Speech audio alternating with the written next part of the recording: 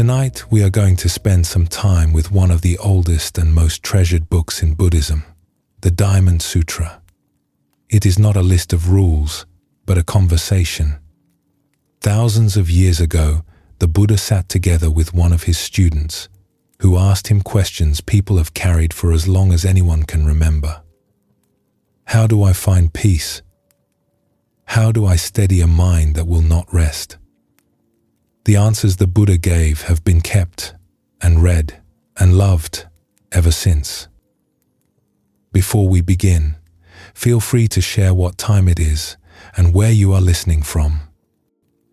There is a famous line in the book that says, "The things of this world are like a dream, like a bubble on the water, like the dew that is gone by morning." It is not said to turn us away from life. It is said to help us hold our days a little more lightly and to set them down when it is time to rest. The Diamond Sutra has a curious name. A diamond is the hardest thing there is, and it was said this teaching could cut through anything, the way a diamond cuts through stone. But it does not cut to wound. It cuts through illusion. It loosens the things we hold too tightly, so that we can carry our lives the way an open hand carries water, without clutching. You do not need to know anything about Buddhism to be here. You do not need to understand every word or remember any of it. You only need to listen and let the teaching settle into you on its own. So relax. Take a slow, deep breath. Let your body grow heavy wherever you are. Thank you for joining us here at Midnight Monk. Let us begin. In the grove where the Buddha was staying, there was a student named Subhuti. He had walked the path for many years. He was not a beginner, and he was not a fool. He was the kind of person others came to for steadiness. And yet, on this particular day, he rose from where he was sitting, and he asked the Buddha the oldest and most human question there is. "Teacher," he said, "when a person wants to live at peace, how should they steady the mind? When the thoughts will not settle, how should a person hold them? Is there anything at all that a restless mind can rest upon?" It is the question we carry to the end of every day. We lie down, and the body is ready to rest, but the mind is not. It goes back over the conversation. It runs ahead to tomorrow. And somewhere underneath all of it is the same question Subhuti spoke aloud long ago. How do I settle this? What can I rest on? The Buddha did not brush the question aside. "That is a good question, Subhuti," he said. "An excellent question." And then he answered in a way Subhuti did not expect. "You cannot force the mind into stillness," the Buddha said. "The harder you grip it, the less it rests. Peace is not something you seize. It is something you stop reaching for. This is the opposite of what most of us do. We hear a question like Subhuti's, and we think, how do I defeat the restless mind? How do I make it stop? How do I master it, control it?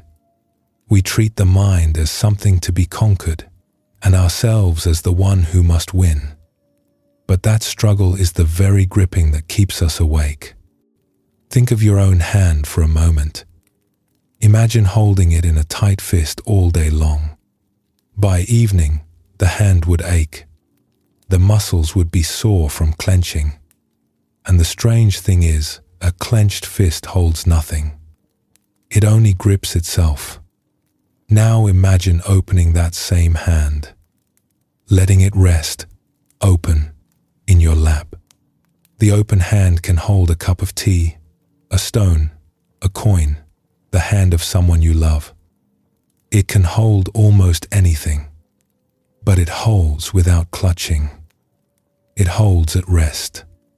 The Buddha was pointing Subhuti toward the open hand.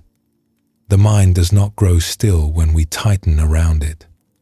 It grows still when we loosen. Peace is not something we grab. It is something we stop grasping for. Let us explore a story about this. In a village beside a wide, slow river, there lived a young man named Ren. He wanted, more than anything, to learn to swim. The river was the center of life in his village. People crossed it, fished in it, cooled themselves in it on hot days. But Ren had never learned, and as he grew older, his not knowing began to weigh on him. So he decided he would teach himself. Every evening he went down to the shallows and tried. He threw himself at the water. He kicked hard. He pulled at the river with his arms. He held his breath and strained with all his strength. And every evening, he sank. The harder he fought, the faster he went down. He would come up choking and exhausted, no closer than the day before. An old woman lived at the edge of the village. Every morning, before the sun was fully up, she swam in the river. People said she had swum in it her whole life. She moved through the water so easily that she seemed to belong to it. One evening she found Ren in the shallows, thrashing and sinking, and she sat down on the bank to watch. After a while she called out to him. "You are working very hard," she said. "I am trying to swim," Ren said, gasping. "But the water will not hold me. I sink every time." "Come here," the old woman said. "Lie back in the shallow water, where you can still stand. And do nothing. Do not kick. Do not pull.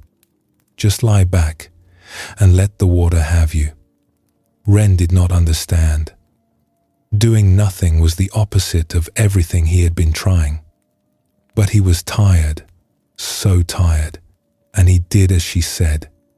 He lay back in the shallow water. He stopped kicking. He stopped pulling. He let his arms grow soft.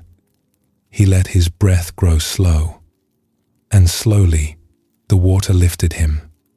His body rose to the surface on its own. He floated. He was so surprised that he tensed up, and at once he began to sink, and he had to put his feet down. But he had felt it.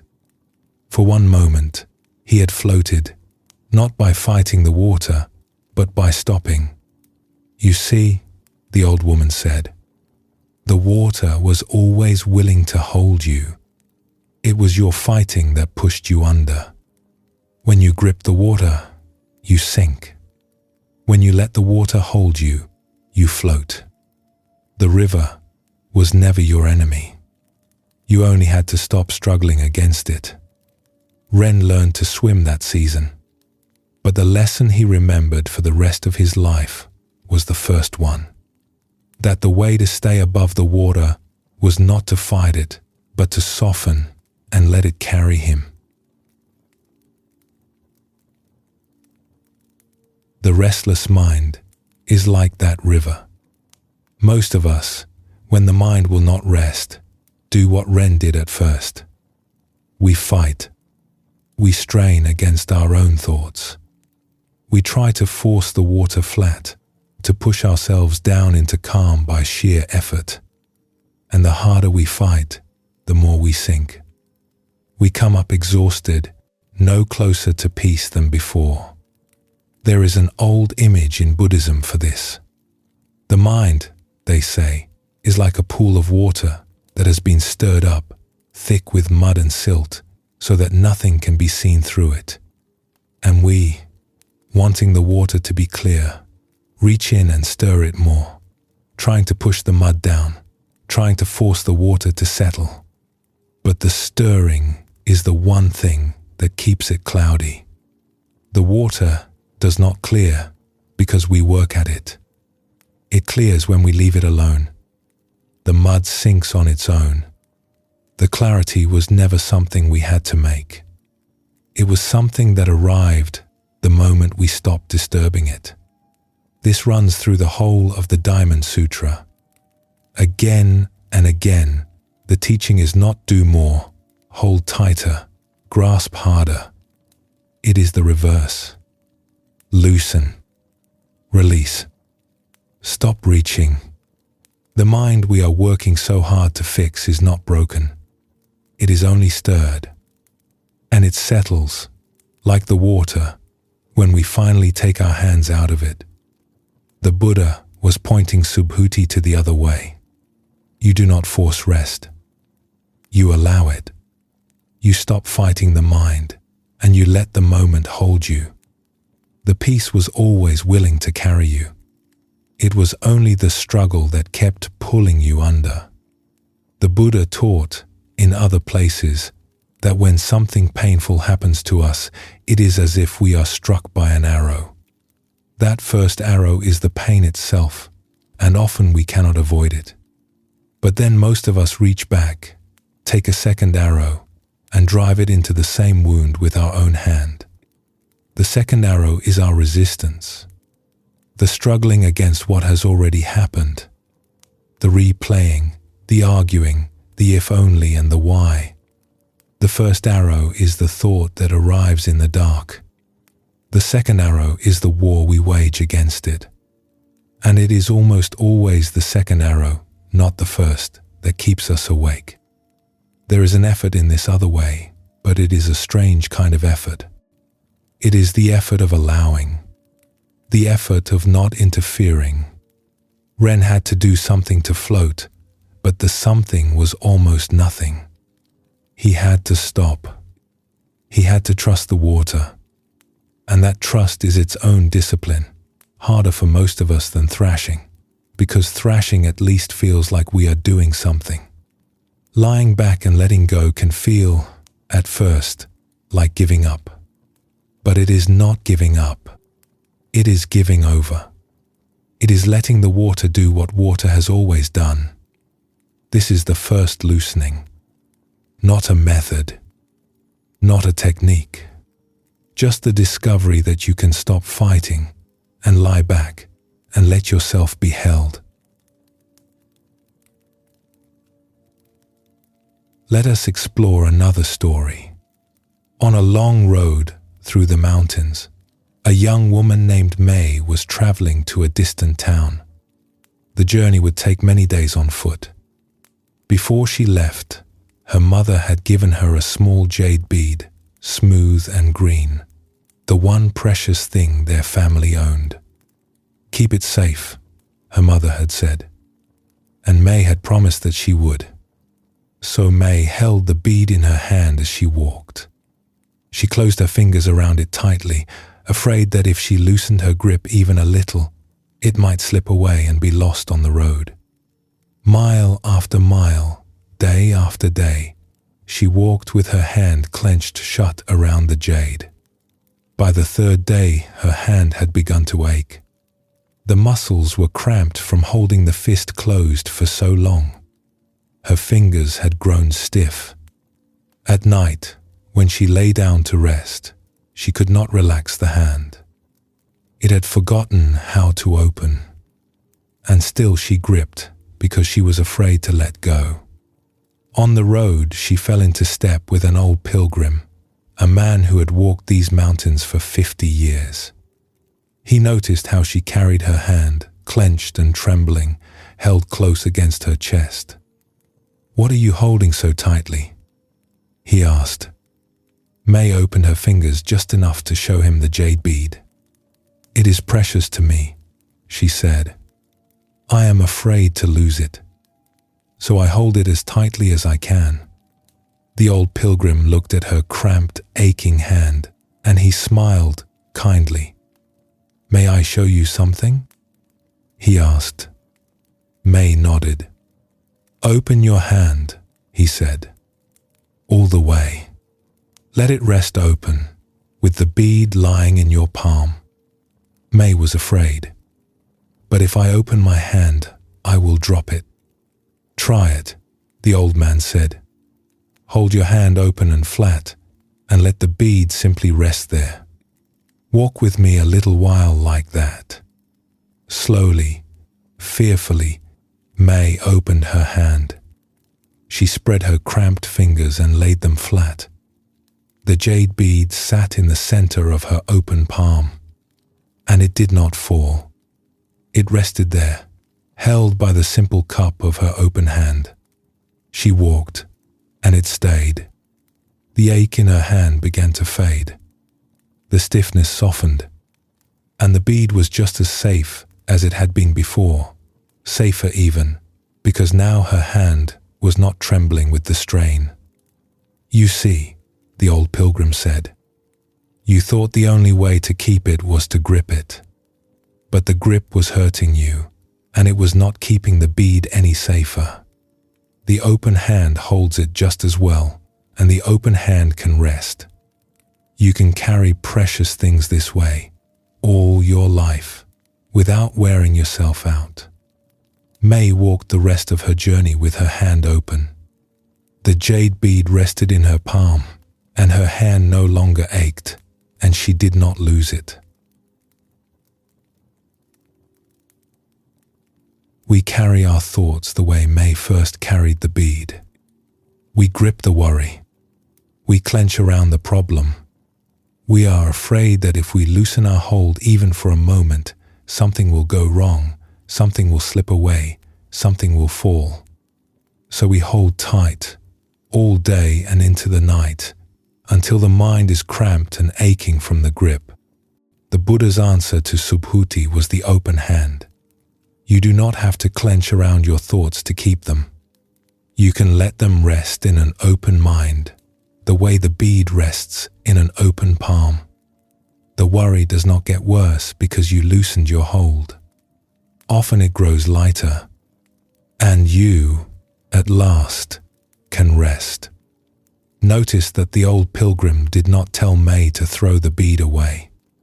The teaching is not that we should stop caring about what we love, or empty our hands of everything precious, or feel nothing at all. May kept the bead. She carried it the whole way. What changed was not whether she held it, but how. The clenched fist became an open palm.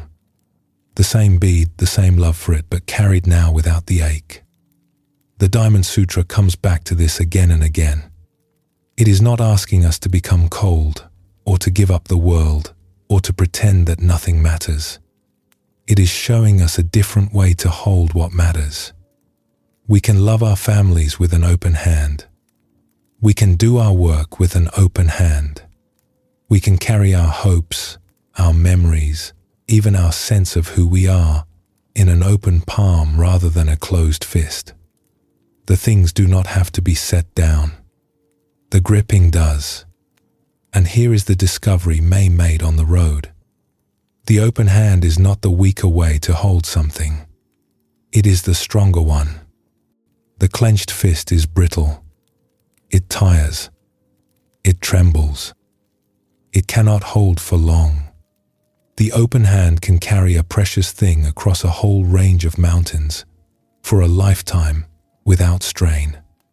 When we stop gripping our worries, we do not lose them, and we do not lose our care for what lies underneath them.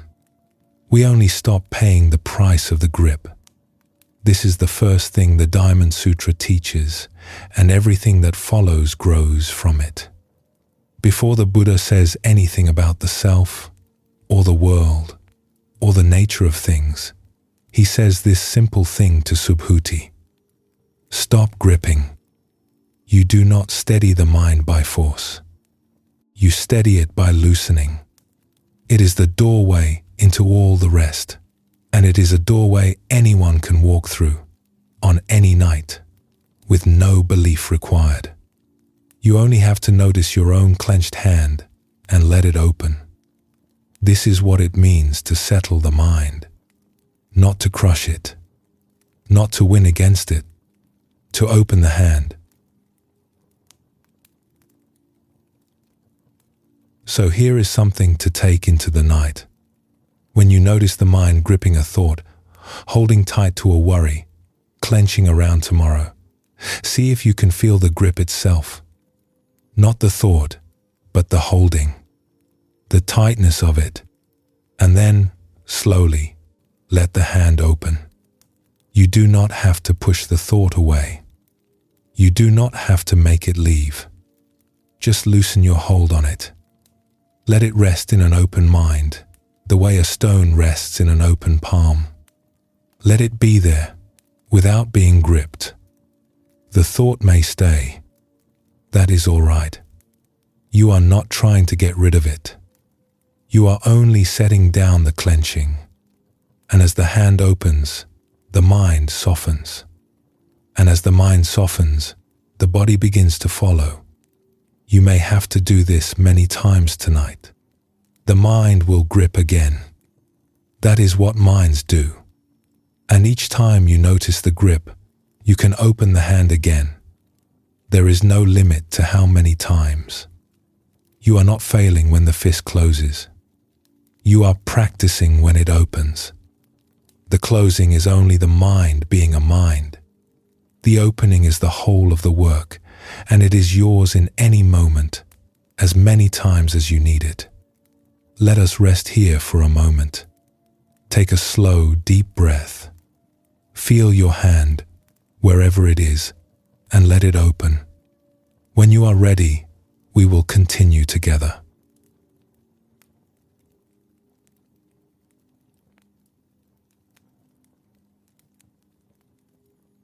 There is a question that comes naturally to anyone who tries to settle a restless mind. We are often told to loosen our hold on our thoughts, to stop gripping them so tightly. And that helps. But then a doubt can arise. If I am not to grip the mind, what is it to hold on to instead? Surely the mind must rest on something. Subhuti, sitting among the gathered students, asked the Buddha this very thing. "Teacher," he said, "you tell me to loosen my hold. But a bird, when it is tired, lands on a branch. A traveler, when the day is done, stops at an inn. When a person wants to lay the mind down and rest, where should it rest? On what should the mind lean?" It is a question many of us carry too. We lie awake and we go looking for solid ground. We think, if I could just settle this one worry, then I could rest. If I could be sure about tomorrow, then I could rest. If I knew how it would turn out, if I had the answer, if the matter were closed, then, at last, the mind could lie down. We are always looking for the branch to land on, the firm place, the thing to rest upon. The Buddha's answer was not what Subhuti expected. Let the mind rest on nothing at all, Subhuti. Do not let it lean on what you see, or what you hear, or what you touch, or taste, or think. Do not let it lean on praise, or on being right, or on tomorrow arriving the way you wish. A mind that leans on any of these is already falling, because all of these things move. They shift, and they pass. Lean on them, and when they go, you go down with them. But a mind that rests on nothing cannot be made to fall. There is nothing left to take away. When we first hear this, it can sound strange. Rest on nothing. It sounds like having no ground at all, like being asked to stand on empty air. Many of us have spent our lives looking for something solid to stand on. So to be told that the rest we are looking for is found by resting on nothing can be puzzling at first. But the Buddha was pointing at something freeing. Picture an open hand. A hand that grips one thing is full, and it can hold nothing else. But a hand that holds nothing is open to everything. It can receive whatever comes. The mind is the same. A mind fixed on one thing, one worry, one outcome, is narrow and braced and afraid to move. A mind that rests on nothing is open. It is free. It can meet whatever the next moment brings, because it is not clinging to the last one. And here is the deeper part. Every solid place we try to rest the mind on turns out not to be solid. We rest on being right, and then we are proven wrong, and we fall. We rest on a plan, and the plan changes, and we fall. We rest on someone's good opinion, and their mood turns, and we fall. We rest on tomorrow being a certain way, and tomorrow comes as it pleases, and we fall. Every branch we land on eventually gives way, because everything moves. So the mind that needs a branch is never truly at rest. It is always bracing for the branch to break. But the mind that rests on nothing has nothing to lose. It is not waiting for the branch to break, because it is not standing on a branch. It has stopped looking for solid ground and discovered that it does not need any.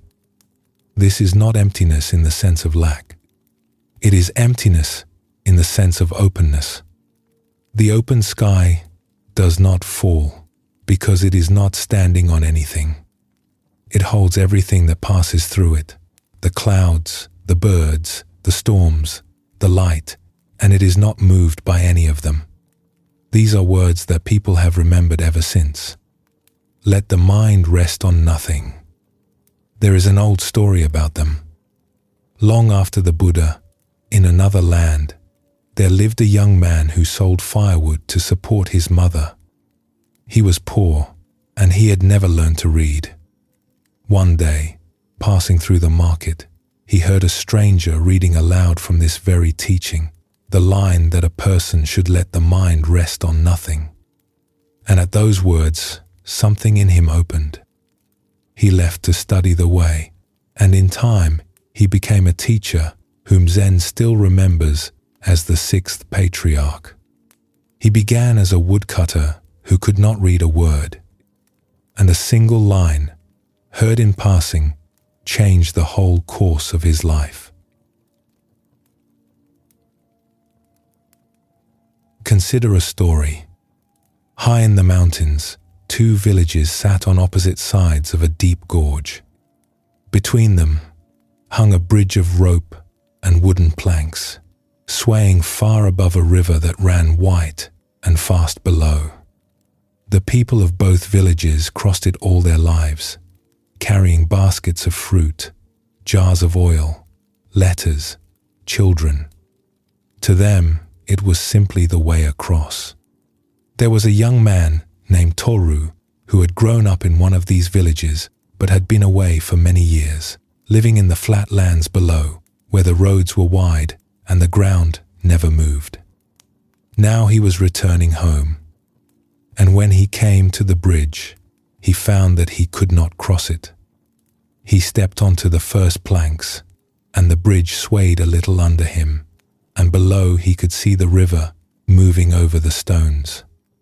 And he noticed that his eyes had settled on the water and would not lift from it. The longer he looked at that one spot below, the harder it became to take the next step. He came to a stop in the middle of the bridge, holding the ropes, not quite able to go forward and not quite able to turn back. An old porter came up behind him, a woman who had carried loads across this bridge for 50 years. She had a basket on her back, and she crossed the swaying planks as easily as walking down a lane.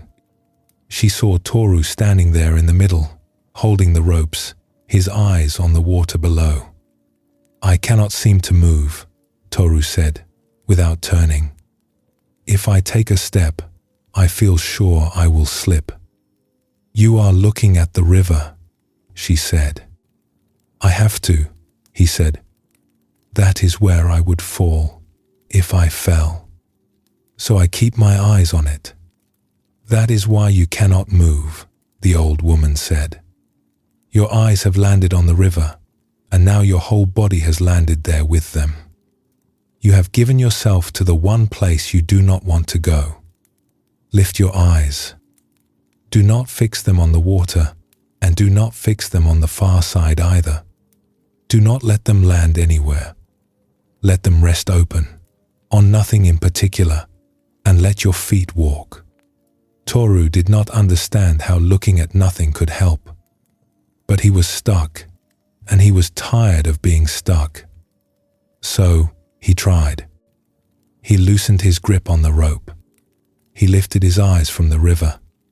He let his eyes relax, taking in the whole open air of the gorge without grasping any part of it. And he found that when his eyes held onto nothing, his feet were free to move. He took a step and another.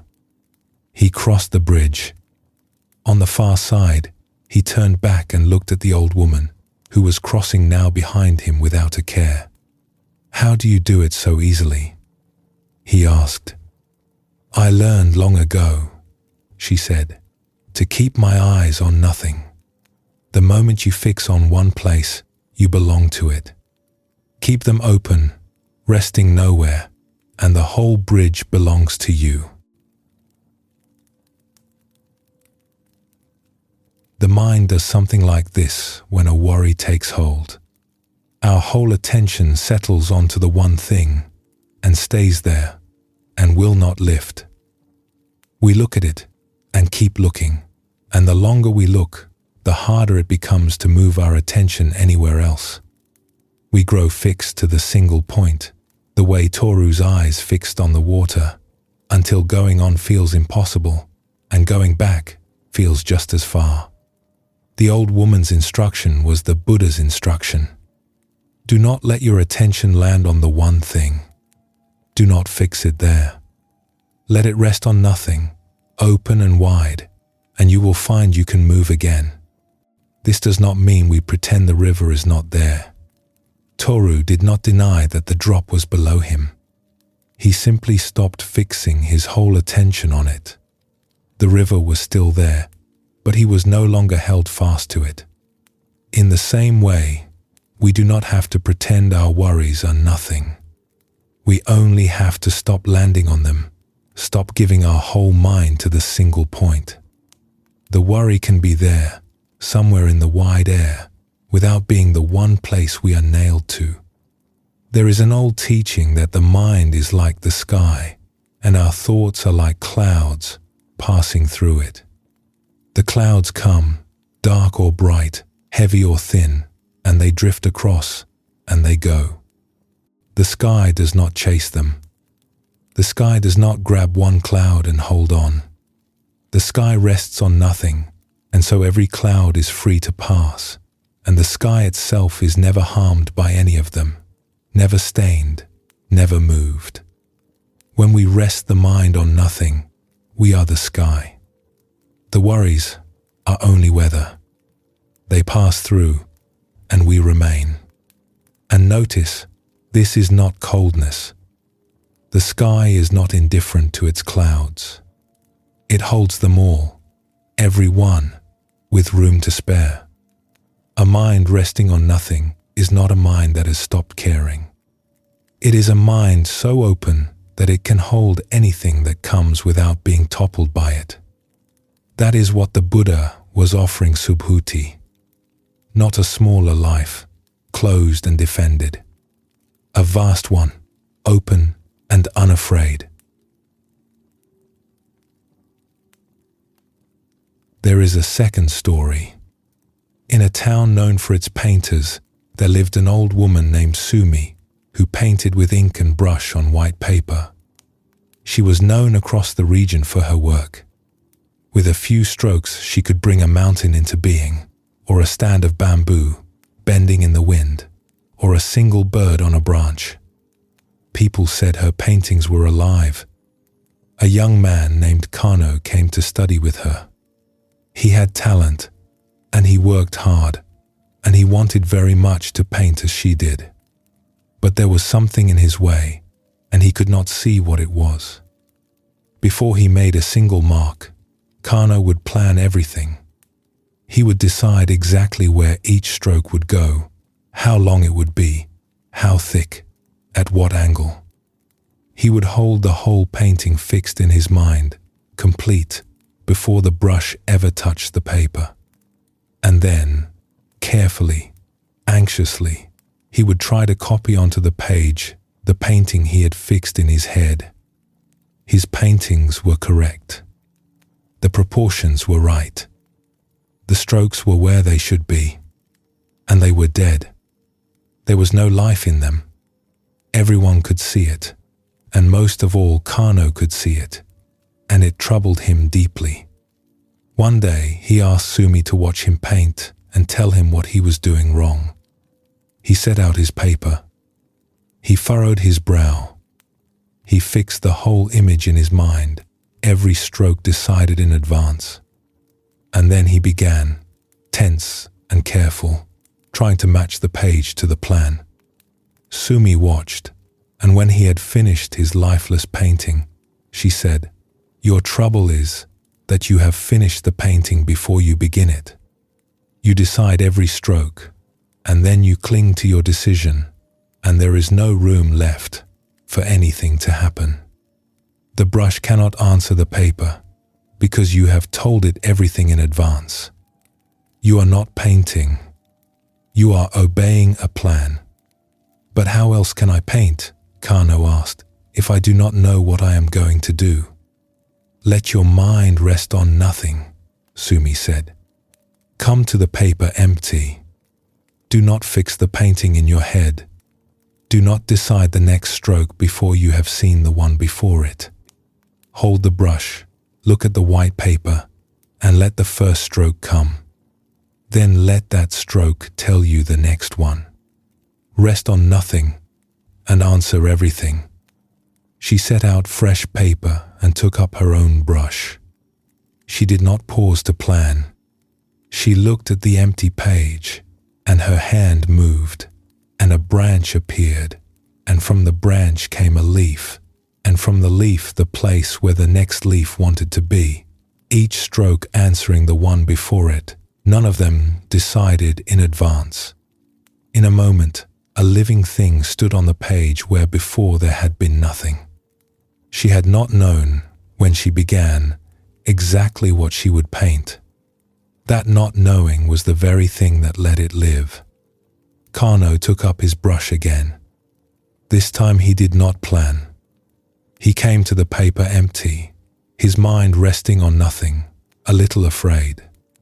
He let the first stroke come without knowing what would follow, and then he let that stroke lead to the next. It was clumsy, that first attempt, but something was different. There was something alive in it that all his careful paintings had lacked.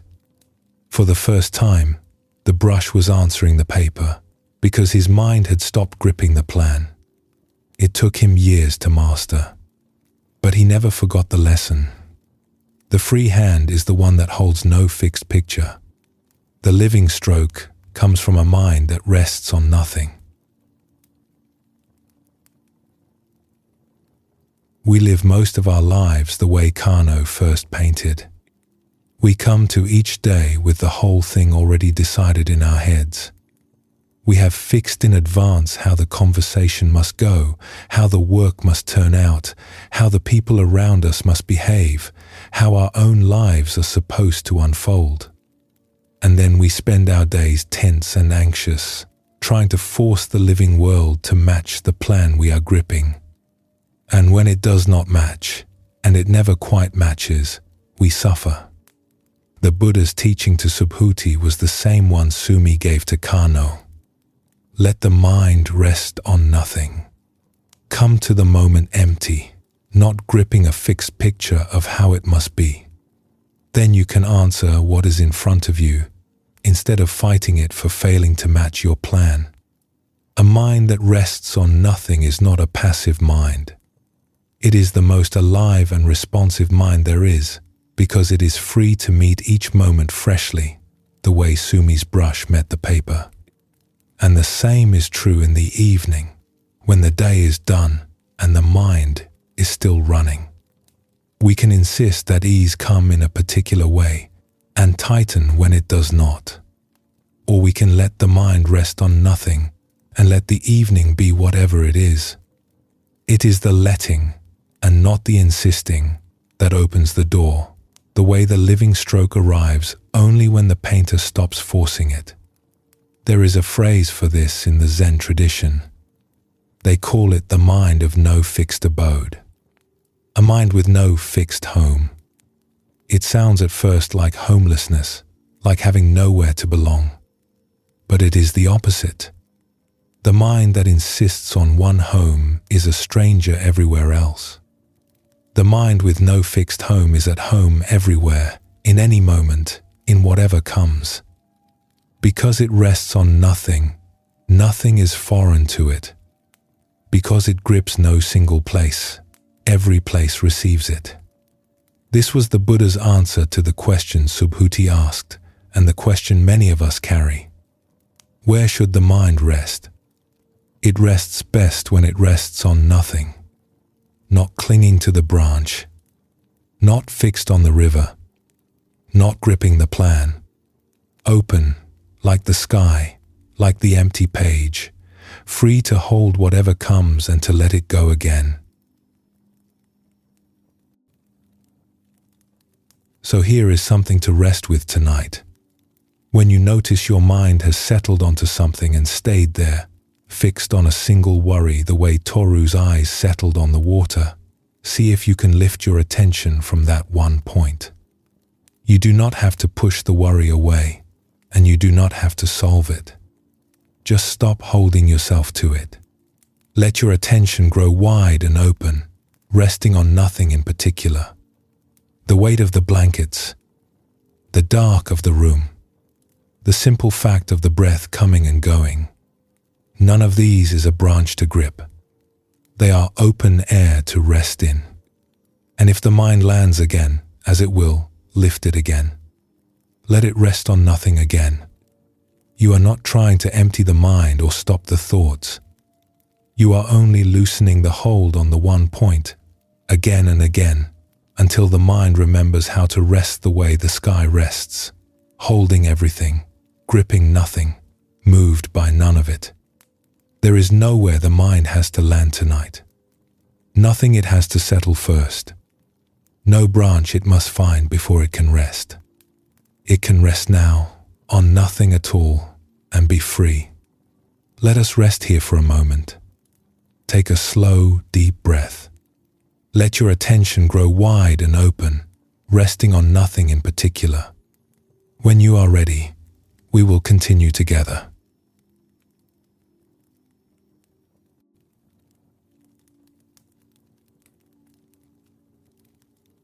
Near the heart of the conversation, Subhuti asked the Buddha a question that sounds simple, but holds a whole life inside it. He asked how a person should look at the world, all the things we work for and worry over and hold so dear, the days that come and go, the whole passing show of a life.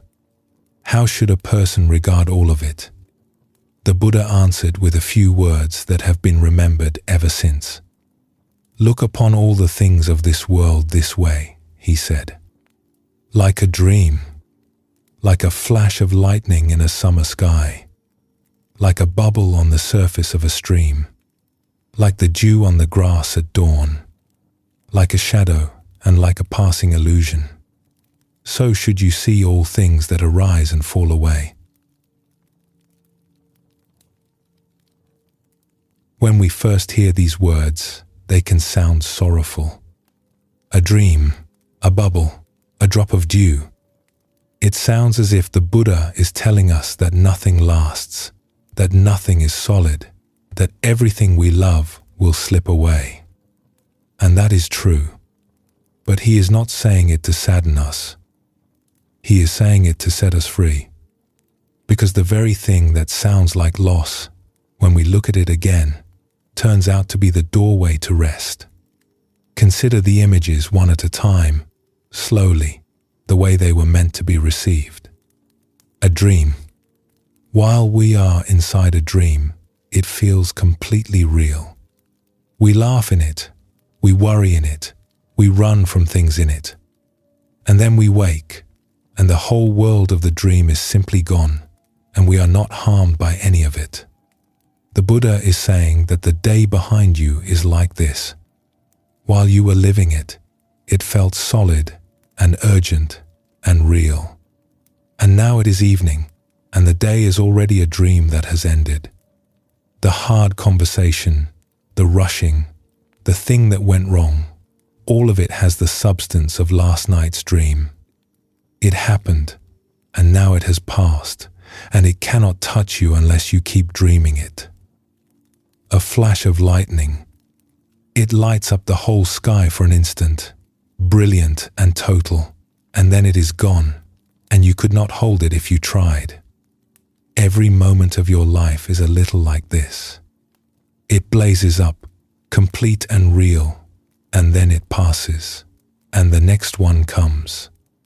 You cannot keep a single one of them, and there is a strange freedom in that. You do not have to hold the moments. You could not if you wanted to. They are lightning. You can only watch them shine and let them go. A bubble on a stream.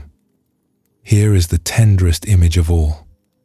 A bubble is a perfect, shimmering thing, round and whole, and catching the light.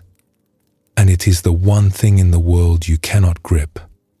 The moment you close your hand around a bubble, it is gone. You can only hold it the way you hold an open palm, lightly, for as long as it lasts, and then let it be gone. The things of this world are bubbles. Try to seize them, to keep them, to make them stay, and you break the very thing you wanted. Hold them with an open hand, and you can have them fully, for as long as they are here. The dew on the grass at dawn.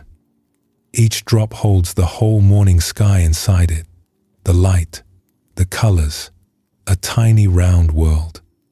And by the time the sun is high, every drop is gone. The dew does not weep at this. It is simply what dew is, beautiful, because it is brief. And so are the bright things of a life. The visit from a friend, the meal shared, the good hour, the sound of a child laughing. They are dew. Their shining and their passing are the same thing. If they lasted forever, we might walk past them without a glance. It is because they are brief that we notice them at all. This is what the Buddha was offering Subhuti, and offers us. Not a heavy truth, but a light one. Everything passes, and that is not the bad news. It may be the good news. Because if everything passes, then the day you are carrying has already passed. The worry you keep turning over has already begun to dissolve. The thing you cannot seem to put down was a bubble all along, and bubbles do not need to be held. You are allowed to set it down. In the end, you cannot help but set it down. The teaching only asks you to do a little sooner and a little more willingly what the dew and the lightning and the dream were always going to do anyway. Let it pass and rest. There is a story that shows this well. In an old city, there was a man named Sen who was known across the region for his calligraphy. But Sen did not write on paper, and he did not write with ink. Each morning he came to the great stone courtyard at the center of the city, carrying a single wide brush and a bucket of plain water.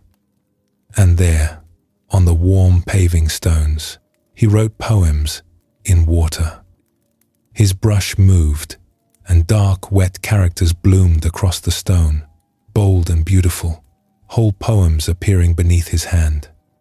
People gathered to watch, and as they watched, the first characters were already fading, drying in the sun, vanishing back into the pale stone, until by the time he finished the end of a poem, the beginning of it was gone.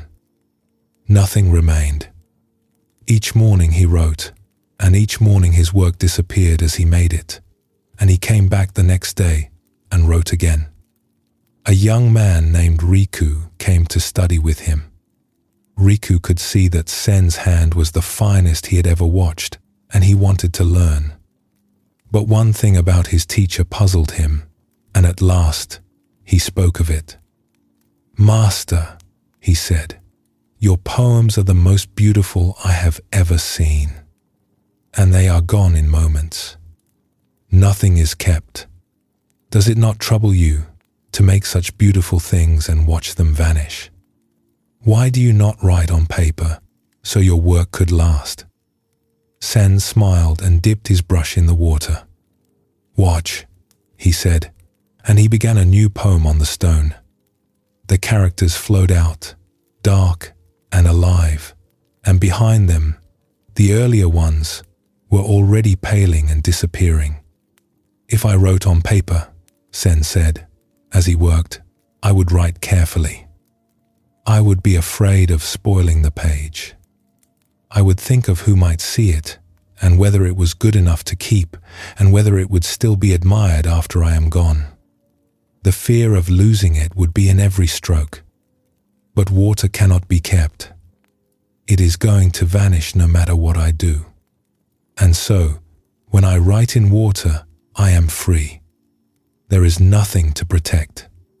There is nothing to lose. I can give the whole poem everything I have and hold nothing back, because I am not trying to keep it. The vanishing is what sets my hand free." Riku watched the poem fade into the warm stone. "You think the gift is the poem that lasts," Sen said. "But the gift is the writing of it. The poem was never meant to be kept. It was meant to be made and seen and let go. Like the morning. Like this day. Like you and me. We are all written in water, and that is not our sorrow. That is what frees us to live without holding back." Riku stayed with Sen for many years and learned to write in water. And in time he understood that he had not really been learning calligraphy at all. He had been learning how to make something beautiful, give it fully, and let it go without grief, the way the morning gives its due and asks for nothing in return. Most of us live the way Riku feared to live. We want our days written on paper, kept, permanent, safe from vanishing. And because we know, underneath, that they cannot be kept, we live with a quiet ache, a fear of losing what we have, that runs through everything the way the fear Sen described ran through every careful stroke. But the Buddha, like the old calligrapher, points to another way. The day is written in water. It was always going to fade. And that is not the tragedy we take it for. It is the very thing that could set us free if we let it. When you know the day cannot be kept, you can stop trying to keep it. You can give yourself to it fully while it is here, and let it go when it is done, the way Sen gave everything to a poem he knew would vanish before he reached the end of it. There is an old feeling in the East that the cherry blossom is most beautiful precisely because it falls. If the blossoms lasted all year, no one would stand beneath them with their breath caught in their chest. It is the falling that makes us look. It is the brevity that makes the beauty. A world where nothing passed would be a world where nothing was precious, because we would have no reason to treasure anything at all. The passing is not the enemy of the beauty. The passing is the beauty. And this turns the whole thing around. If the things of this world are like dew, like poems written in water, like blossoms that fall, then their passing is not a wound to brace against. It is woven into the gift. To hold a day with an open hand, knowing it will fade, is not a lesser way to live. It is the only way to have the day at all. Here is another story. Once a year, in a town beside a wide, slow river, the people held a festival of lights. On a single night each summer, after dark, they set hundreds of small paper lanterns adrift on the water, each one carrying a little candle, and the river became a slow road of golden lights, drifting down toward the sea. It lasted only an hour or two, until the candles burned low and the lanterns drifted out of sight. Then it was over for another year. A young woman named Aya loved this festival more than anything, but she loved it so much that, strangely, she could never quite enjoy it. Each year, As the lanterns were set on the water, she would be seized with the wish to keep the moment, to hold it, to make it last. She would try to fix every detail in her mind so she would never lose it. She would feel herself tighten as the lanterns drifted away, already mourning the end of the night while the night was still happening. She spent the whole festival reaching after it, and so every year she missed it. One year she stood at the river's edge, already tense, already grieving, and beside her stood an old woman she did not know, watching the lights with an easy, open face. "You are not enjoying this," the old woman said kindly. "I love it too much," Aya said. "That is the trouble. I want to keep it, and I cannot. Every year it ends, and every year I lose it, and I cannot bear to watch it go." The old woman nodded toward the river, where the lanterns drifted golden and slow. "Look at the lights," she said. "Tell me, could you hold one of them in your fist?" Aya pictured it. No. The lantern would crush, and the candle would go out. "Then how can you hold one?" "Only on an open hand," Aya said.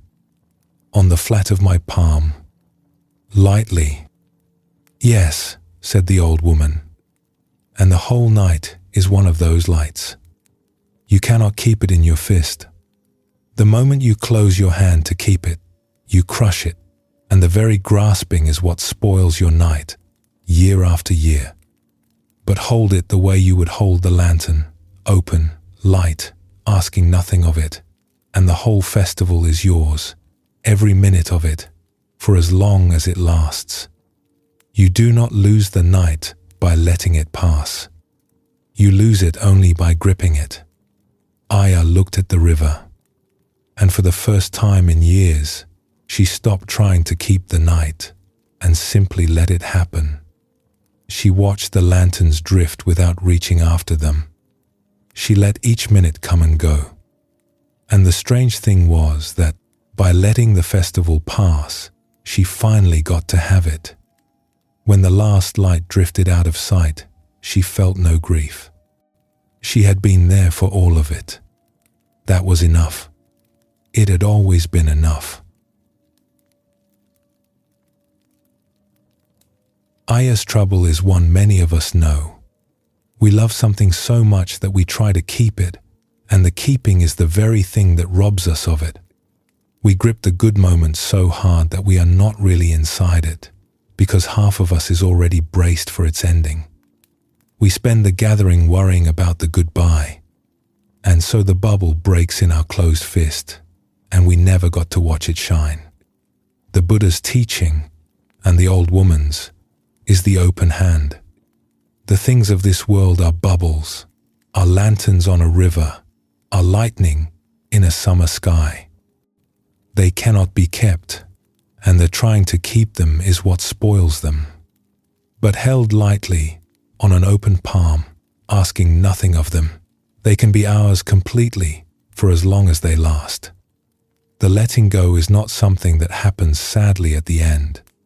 It is the very thing that lets you be all the way inside the middle. This is the turn hidden in the famous verse. We hear a dream, a bubble, a drop of dew, and we brace for sorrow. But the Buddha is not handing us our grief. He is handing us our freedom and our presence and our peace. He is saying you do not have to carry what is already passing. You do not have to keep what was never keepable. You can stop clutching and open the hand and find that everything you were so afraid to lose is right here, shining for exactly as long as it is meant to. So, as this day ends, here is something to hold lightly. The day you have just lived is already passing. Whatever happened in it, the good and the hard alike, is already drifting away from you, like a lantern down a river, like a dream beginning to fade. You do not have to hold it. You could not keep it if you tried. So let it go. Not with sorrow, but with something closer to relief. The conversation is over.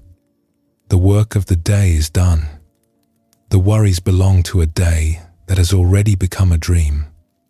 Let the whole of it grow light and thin and clear, the way dew thins in the morning sun. There is nothing left in it that you need to carry into the night. And as each thing passes, you do not have to chase it, and you do not have to keep it. Let this moment be lightning. Let it shine, and let it go. And then the next. Each breath arising and passing, like dew, like a bubble, like a dream, asking nothing of you but to be let go. Let us rest here for a moment. Take a slow, deep breath. Let the day grow weightless in your hands and begin to drift away. When you are ready, we will continue together.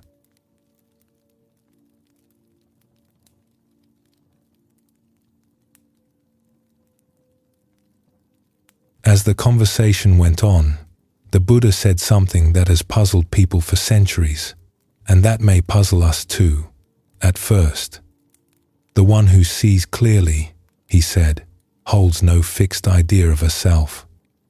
No fixed idea of I or me. No fixed idea of the kind of person they are. No fixed story of their own life, carried around and defended. Subhuti, who was honest enough to say aloud what the rest of us are often thinking, asked the obvious question. But teacher, he said, if there is no fixed self, then who is it that sits here listening to you? Who walks the path? Surely I am someone. Surely there is a me here that all of this is happening to.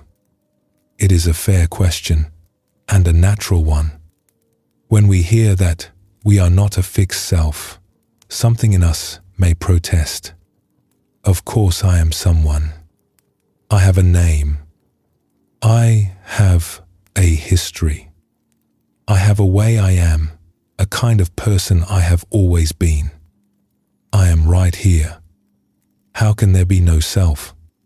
The Buddha did not say that Subhuti was no one. He did not say that we do not exist. What he said was subtler and far more freeing. You are here, Subhuti, he said. But you are not the fixed thing you take yourself to be. The self you carry, the story of who you are, the name, the idea of the kind of person you have always been, all of it is something you have made.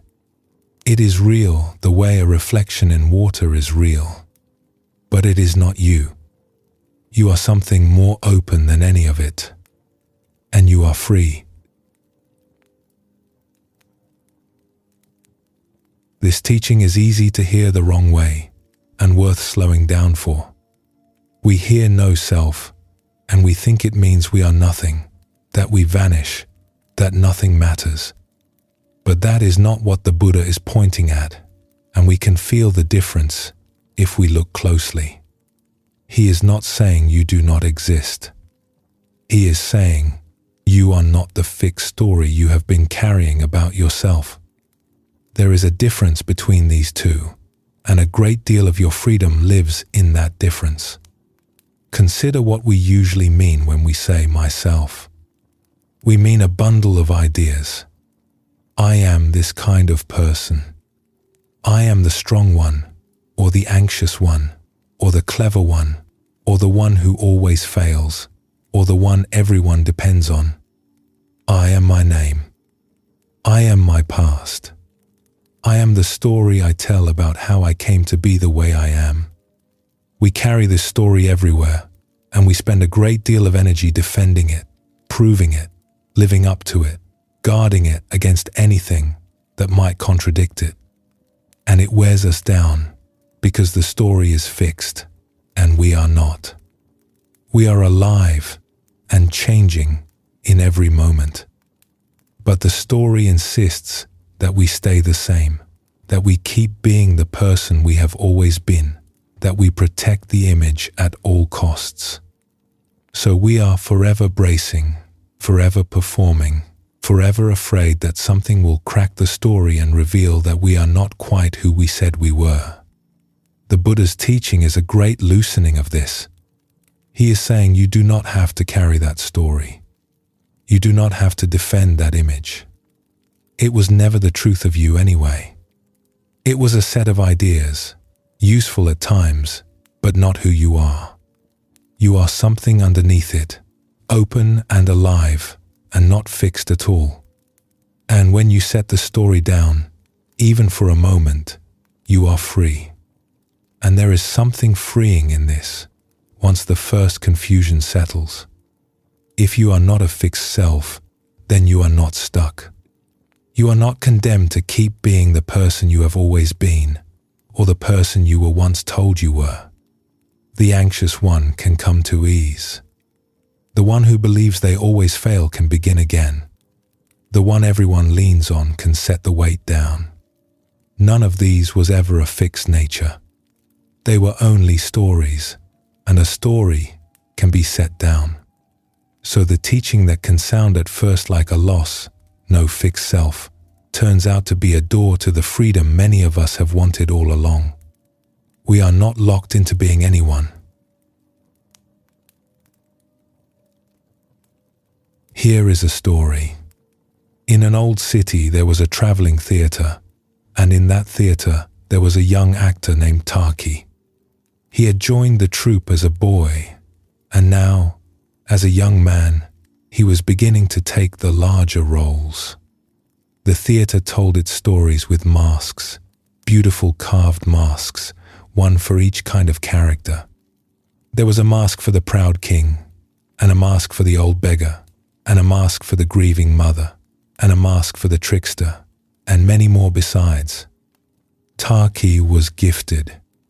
When he put on the king's mask, he became proud and commanding, and the audience drew back from him. When he put on the beggar's mask, he became so pitiful that the audience wept. When he wore the trickster's mask, the whole hall shook with laughter. He could become anyone, but this gift had begun to trouble him. One evening, after a performance, he sat alone and could not shake a strange unease. He had played so many people that night, felt so many things, become so many different beings, that he no longer knew which one was really him. When he took off the last mask, who was left? He felt that he had no face of his own. He felt that beneath all the masks he was no one at all, just an empty space that the masks filled. And this troubled him deeply. The old master of the troupe, who had been an actor for 60 years, found him sitting there and sat down beside him. "Something is wrong," the old master said. "I think there is something missing in me," Taki said. "I play so many people. I become the king, the beggar, the mother, the fool. And when the masks come off, I do not know who I am. I feel I have no face of my own. I feel I am no one." The old master nodded slowly, as if he had heard this before, which he had, from every actor worth the name. "Take this," he said, and he handed Taki a plain mask, a smooth carved face with still, even features. "Whose face is this?" Taki looked at it. "No one's. It is blank. It has no character. It is the face before any of the others go on." "Yes," the old master said, "and without it, none of the other masks could be worn. The king, the beggar, the mother, the fool, every one of them is held up by this. The blank face beneath. The open one. The one that is no one in particular, and so can become anyone at all." Taki turned the plain mask in his hands. "You are troubled because you went looking for yourself among the masks," the master said, "and you could not find yourself there. Of course you could not. You are not the king. You are not the beggar. You are not any of the faces you put on. You are the one who wears them. And the one who wears them has no fixed face, because if it did, it could never become all the others. The empty feeling you had, the no one you were afraid of, that is not a lack. That is the very thing that lets you play them all. It is not your poverty. It is your freedom. Taki sat with the plain mask in his hands for a long time, and slowly the unease turned into something else. He was not no one. He was the open face beneath all the faces. He was not empty in the sense of lacking something. He was empty in the sense of being free, free to become anyone, bound to be no one. From that night, Taki acted differently. He wore each mask fully, the king, the beggar, the fool, and he was moved by each one, and then he set each one down without fear, because he knew now that none of them was him, and that this was the very thing that let him wear them all. We are each, in our own way, a little like Taki before the old master spoke to him. We go looking for ourselves among our masks. We put on the mask of our work, the mask of our place in the family, the mask of the person we are among friends, the mask of the person we become when we are angry, or proud, or afraid. And then, in a still moment, we wonder which one is really us. And when we cannot find a single fixed face among them, we can feel, as Taki did, that we must be no one. But the Buddha, like the old master, offers us another way to see it. You are not any of the masks. You are the open face beneath them. The reason you cannot find one fixed self among all your different selves is not that you are empty in some sad and hollow way. It is that you are open, and your openness is the very thing that lets you live all these different lives. A fixed face could wear no masks. It is the blank, free face beneath that can become whatever the moment asks. This is what the Diamond Sutra means when it says the awakened hold no fixed idea of a self. It does not mean they have become nobody, drifting and lost. It means they have stopped mistaking one of their masks for their true face. They wear what each moment asks them to wear, fully, and then they set it down, free. The father is wholly a father with his child, and then sets it down. The worker is wholly a worker, and then sets it down. None of it has to be defended as the one true self, because none of it is. And in that, there is a great rest. There is an old question they ask in Zen. Show me your original face, they say, the face you had before your parents were born. It is a strange phrase, and people have turned it over for centuries. But it points at just this. Beneath all the faces we have learned to wear, all the selves we were taught to be, there is an original openness that no one made, that no story can capture, that was here before the first mask and will remain after the last one is set down. That is what you are, not the masks, the open face beneath. Consider one more. In a village at the foot of the hills, there lived a woman named Ona. When she was a small girl, no more than 6 or 7, she was carrying a precious bowl across the kitchen when it slipped from her hands and broke on the floor.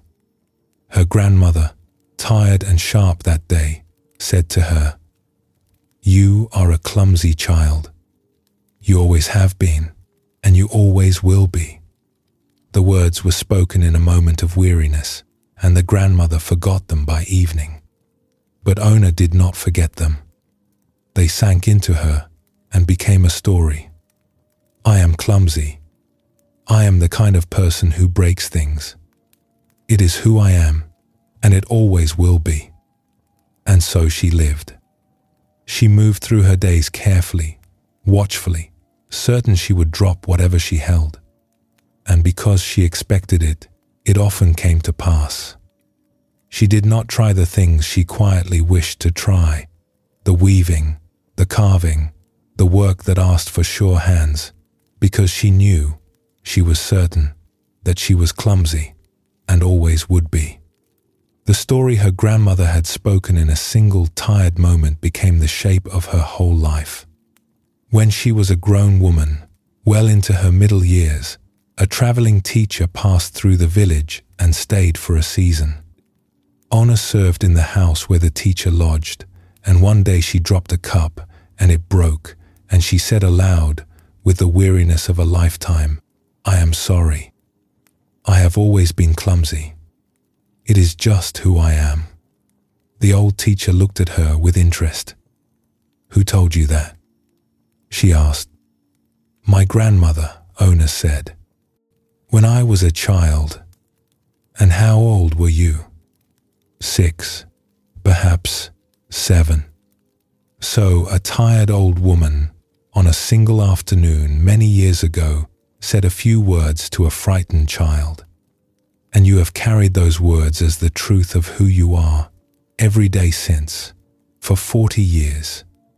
Ona had never thought of it that way. "But it is true," she said. "I am clumsy. You saw. I dropped the cup." "You dropped a cup," the teacher said. "That is all that happened just now. You dropped a cup. The story that you are clumsy, that you always have been and always will be, that is not in the cup, and it is not in you. It is something your grandmother said once, that you have been repeating to yourself ever since. You have been dropping cups for 40 years in part because a child was once told that she would. Set the words down, and let us see what your hands can do." It was not quick, and it was not easy.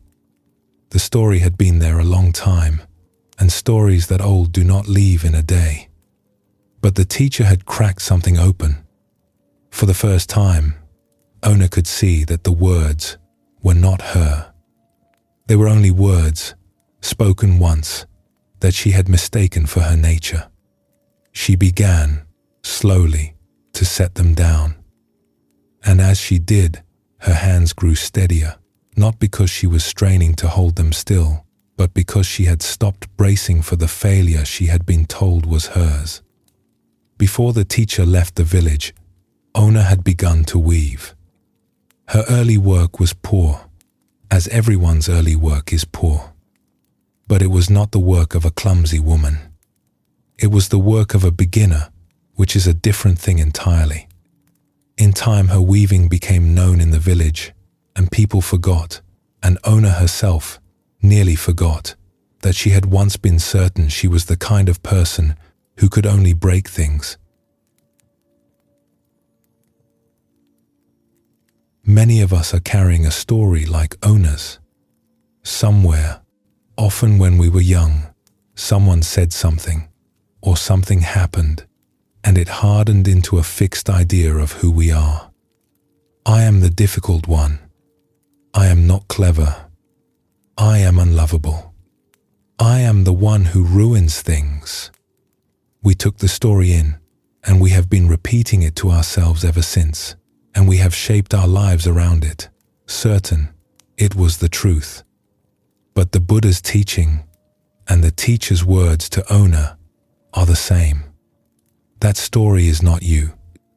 It is something that was said or something that happened that you have mistaken for your nature. You are not the fixed thing the story describes. You never were. You are something open, something that was free all along to be otherwise, if only the story had not convinced you that you could not. This is the freedom hidden inside the teaching of no fixed self. If there is no fixed self, then there is no fixed clumsy one, no fixed failure, no fixed unlovable person, nothing you have been told you must always be. The self the story describes was never solid. And what is not solid can change. What was never truly fixed can be set down. The Diamond Sutra is not taking something from you when it says you are not a fixed self. It is handing you back your freedom. You are not sentenced to be who you were told you were. And this holds not only for the hard stories, but for all of them. Even the flattering ones, even the ones we are proud of, our masks, our stories, are not the open face beneath. To hold them all a little more lightly is not to lose ourselves. It is to stop defending a thing that was never the whole truth, and to rest, at last, as what we truly are. Open, unfixed, free. So here is one small thing for tonight. Somewhere in you is a story about who you are, perhaps more than one. The kind of person you have always been, the thing you are sure you are and always will be. Tonight, you do not have to carry it. See if you can notice the story the way you would notice a passing thought. There it is, the old idea of who I am. And then, just for tonight, see if you can loosen your hold on it. You do not have to argue with it, and you do not have to replace it with a better story. You only have to stop gripping it. Let it rest in an open hand. Let it be one more thing you are not holding tightly. And underneath it, notice that you are still here. The one who has worn all the masks, who has carried all the stories, and who is none of them. The open face beneath. You do not have to be anyone in particular tonight. You do not have to keep being who you have always been. You can simply rest here, unfixed and free, as what you were before any story was ever told about you. Let us rest here for a moment. Take a slow, deep breath. Let the story of who you are rest lightly now. When you are ready, we will continue together.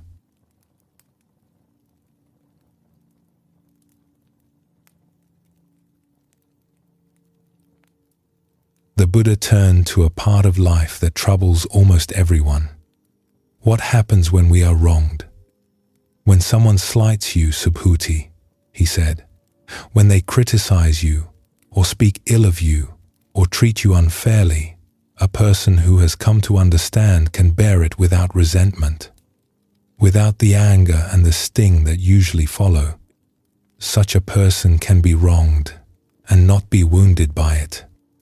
This was hard for Subhuti to accept, as it is hard for most people, and he said so. But teacher, he said, when a person is insulted, when they are treated with contempt, surely they feel it. The sting is real. How can anyone be wronged and not be wounded? It seems to go against our very nature. The Buddha did not deny that the sting is real. Instead, he spoke of his own past. Long ago, in another life, he said, I was treated with great cruelty by a powerful man who wished me harm. And through all of it, I felt no anger. The cruelty was real, and I am not made of stone. But there was no fixed self in me for the cruelty to wound. I was not holding an idea of myself that needed defending, and so the harm, real as it was, found nothing in me to catch on. When you are insulted, Subhuti, ask yourself what it is that feels the sting. It is the picture you carry of who you are. The insult strikes that picture. Loosen your hold on the picture, and the insult has nowhere to land. This is a teaching we can test in our own lives. Think of the last time someone's words wounded you. A criticism, a dismissal, a careless remark. Sit with it for a moment and notice where exactly it landed. It did not land on your body. Words cannot bruise the skin. It landed somewhere inside, on something that felt struck, something that wanted to defend itself or strike back. What was that something? It was the image you hold of yourself.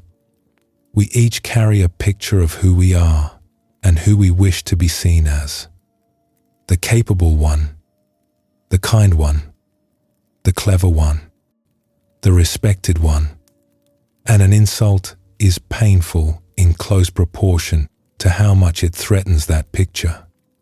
Tell a confident swimmer that they cannot swim, and they will laugh, because the words do not touch their picture of themselves. Tell them they are unkind, if being kind is the heart of how they see themselves, and the same few words can keep them awake. So the wound is not really in the words. The wound is in the meeting of the words and the picture we are defending. The bigger and more fixed the picture, the more surface there is for an insult to strike. And the more lightly we hold the picture, the less there is for the words to catch on. This is what the Buddha meant. Where there is no fixed self set up to be insulted, the insult finds nothing to land on. It passes through, the way a thrown stone passes through open air and falls harmlessly to the ground. This does not make a person cold, and it does not ask them to pretend the words were never spoken. A person who takes things less personally has not stopped caring. They are simply no longer at the mercy of every passing remark. They can hear a criticism, weigh whether there is truth in it, keep what is useful, and let the rest fall away, all without being knocked off their feet. That is not a smaller life. It is a much freer one.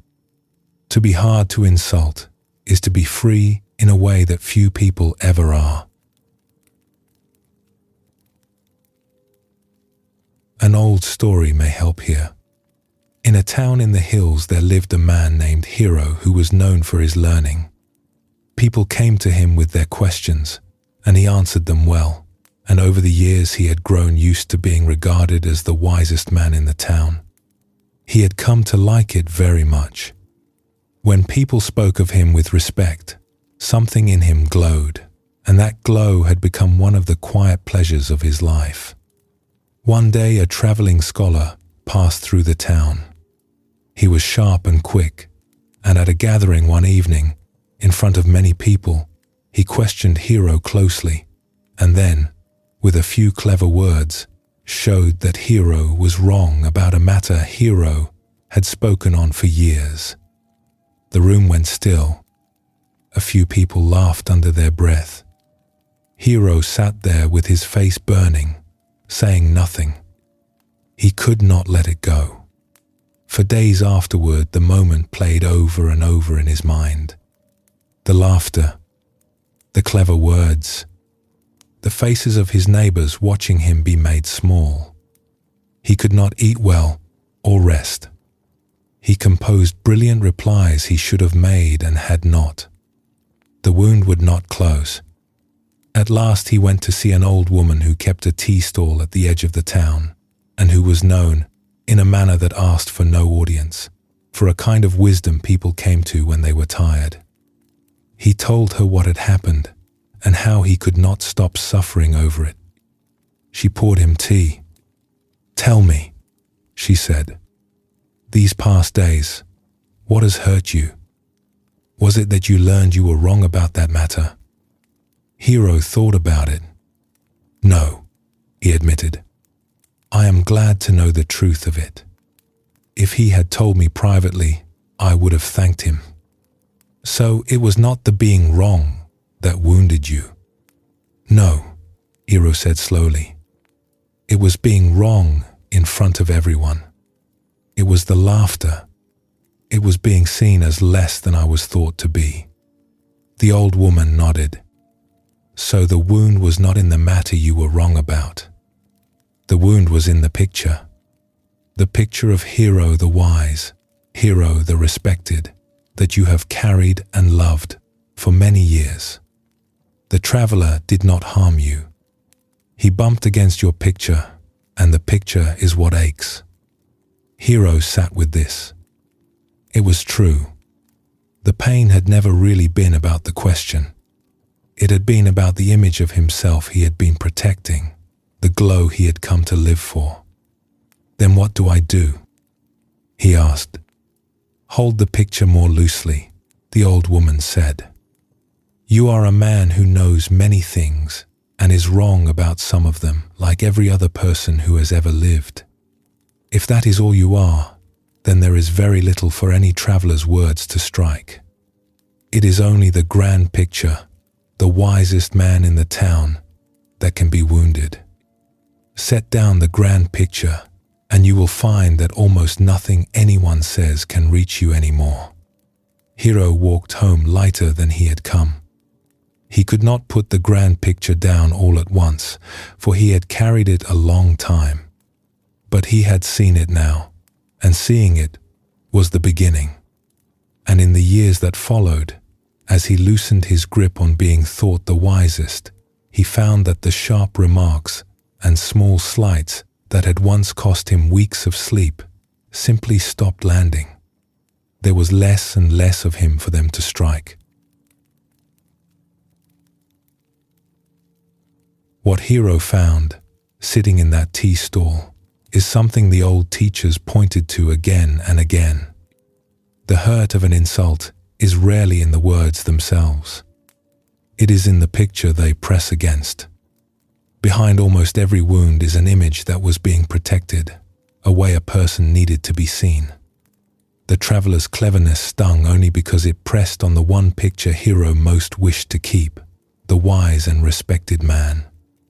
The Buddhist teachings have a name for the forces that push us around in this way. They speak of the worldly winds, the gusts of praise and blame, of honor and disgrace that blow through every life. Most people are carried by them like a leaf, lifted up by praise and knocked down by blame, never their own master for long. And there is an old line that says, "The wise are like a solid rock, unshaken by the wind." The rock stands firm not because it is hard and defended, but because it is not leaning on the wind to begin with. It does not need the praise, and so it cannot be toppled by the blame. The one who does not live to be thought wise cannot be undone by being thought a fool. There is a story told of the Buddha himself.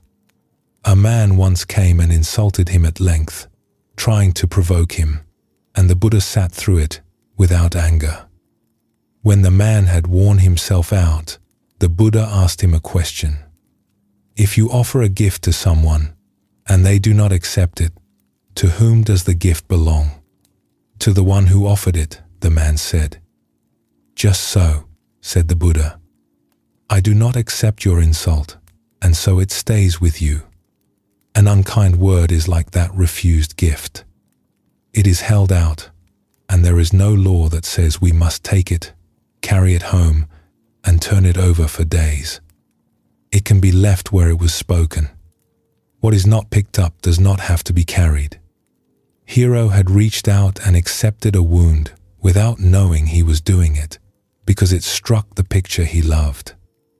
When he loosened the picture, his hand stopped reaching for the wound. And another story. There was once an old man named Goro who tended the garden of a temple. He was a humble man, with no rank and no reputation, who spent his days among the vegetables and the flowers. But there was something about him that people noticed. Nothing seemed able to disturb his peace. In the same town there lived a young man named Kenta who was clever and proud and quick to anger, and who did not believe that anyone could truly be as untroubled as Goro appeared to be. He decided he would prove it. He began to seek the old gardener out and to provoke him, to insult him, to say cutting and unfair things, watching all the while for the anger he was sure must be hiding underneath. He told Goro that his garden was poorly kept. Goro thanked him and said he would look more carefully at the parts that needed work. He told Goro he was a simple old fool who had wasted his life among weeds. Goro smiled and agreed that he was a simple man, and that he did love his weeds. He insulted Goro's age, his worth, his mind. And each time, the words seemed to find nothing to strike. Goro did not grow angry. He did not even seem to be holding himself back. The insults simply passed through him and were gone. At last, Kenta could not stand it. "How do you do it?" he demanded. "I have said the cruelest things I can think of. I have tried for weeks to make you angry. Any other man would have struck me by now. How do you stay so untouched?" Goro set down his tools and looked at the young man with kindness. "You have been throwing your words at a man you have built in your own mind," he said. "A man who must defend himself, who must be respected, who must be proved right. But I am not carrying such a man. I am only an old gardener who likes the morning and the smell of the soil. When your words arrive looking for someone proud to wound, they find no one home. There is no one here for them to land on. So they fall to the ground, and I go on with my work." Kenta stood there for a long moment. He had come to find the anger hidden in the old man, and instead he had found something in himself. All his own quickness to take offense, he saw, came from how fiercely he defended the man he had built in his own mind, the clever one, the one who must never be made to look small. He had a great deal of self for every insult to land on, and Goro had almost none. He did not become a peaceful man overnight, but he came back to the garden after that, not to provoke the old man now, but to sit with him and to learn, slowly, how a person sets down the self that everyone else is so busy defending. What the old gardener had was something lighter than a thick skin or a wall against the world. He had simply stopped carrying the heavy, defended self that insults are aimed at. And so, when the insults came, they arrived at an empty doorway and found no one to wound. Many of us go through our days as Kenta did, with a large and carefully guarded self that we are always defending, often without knowing we are doing it. We brace against slights. We rehearse comebacks. We carry remarks for days. And all of that bracing and rehearsing and carrying is the weight of protecting a picture. The more we set the picture down, the lighter we become, and the less the world's sharp edges can catch on us. This is the patience the Diamond Sutra speaks of, and it is worth being clear about what kind of patience it is. It is not the patience of gritted teeth, the holding in of a great anger by force. That kind is exhausting, and it does not last. The patience the Buddha pointed to is gentler and runs deeper. It comes from there being less and less of a wound to suppress in the first place, because there is less and less of a fixed self standing there waiting to be hurt. It is the ease of a person who has so little to defend that there is almost nothing left for the world to strike. So here is something to set down tonight. Perhaps there is a remark still turning in your mind. Something someone said today or long ago that stung and that you have been carrying. Bring it to mind for a moment, lightly. And then, instead of replaying the words, look behind them at the place in you where they landed. What picture of yourself did they press on? The capable one, the good one, the one who deserved better. See if you can find the image the words came looking for. And then see if you can loosen your hold on that image, just a little. You do not have to defend it tonight. You do not have to be the capable one, or the respected one, or the one who is always treated fairly. You can set that picture down and rest as something simpler and freer, a person who was spoken to unkindly and does not have to carry it any further. The words were offered. You do not have to keep accepting them. let them fall where they were spoken. What you do not pick up, you do not have to hold. Let us rest here for a moment. Take a slow, deep breath. Let the remark and the picture it struck loosen and fall away. When you are ready, we will continue together.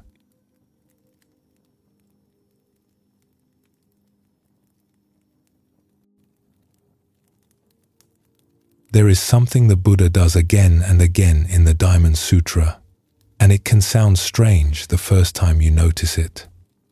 He names a thing and then says that the thing is not really what its name suggests. He speaks of the world and then says that what he calls the world is not, in itself, a world.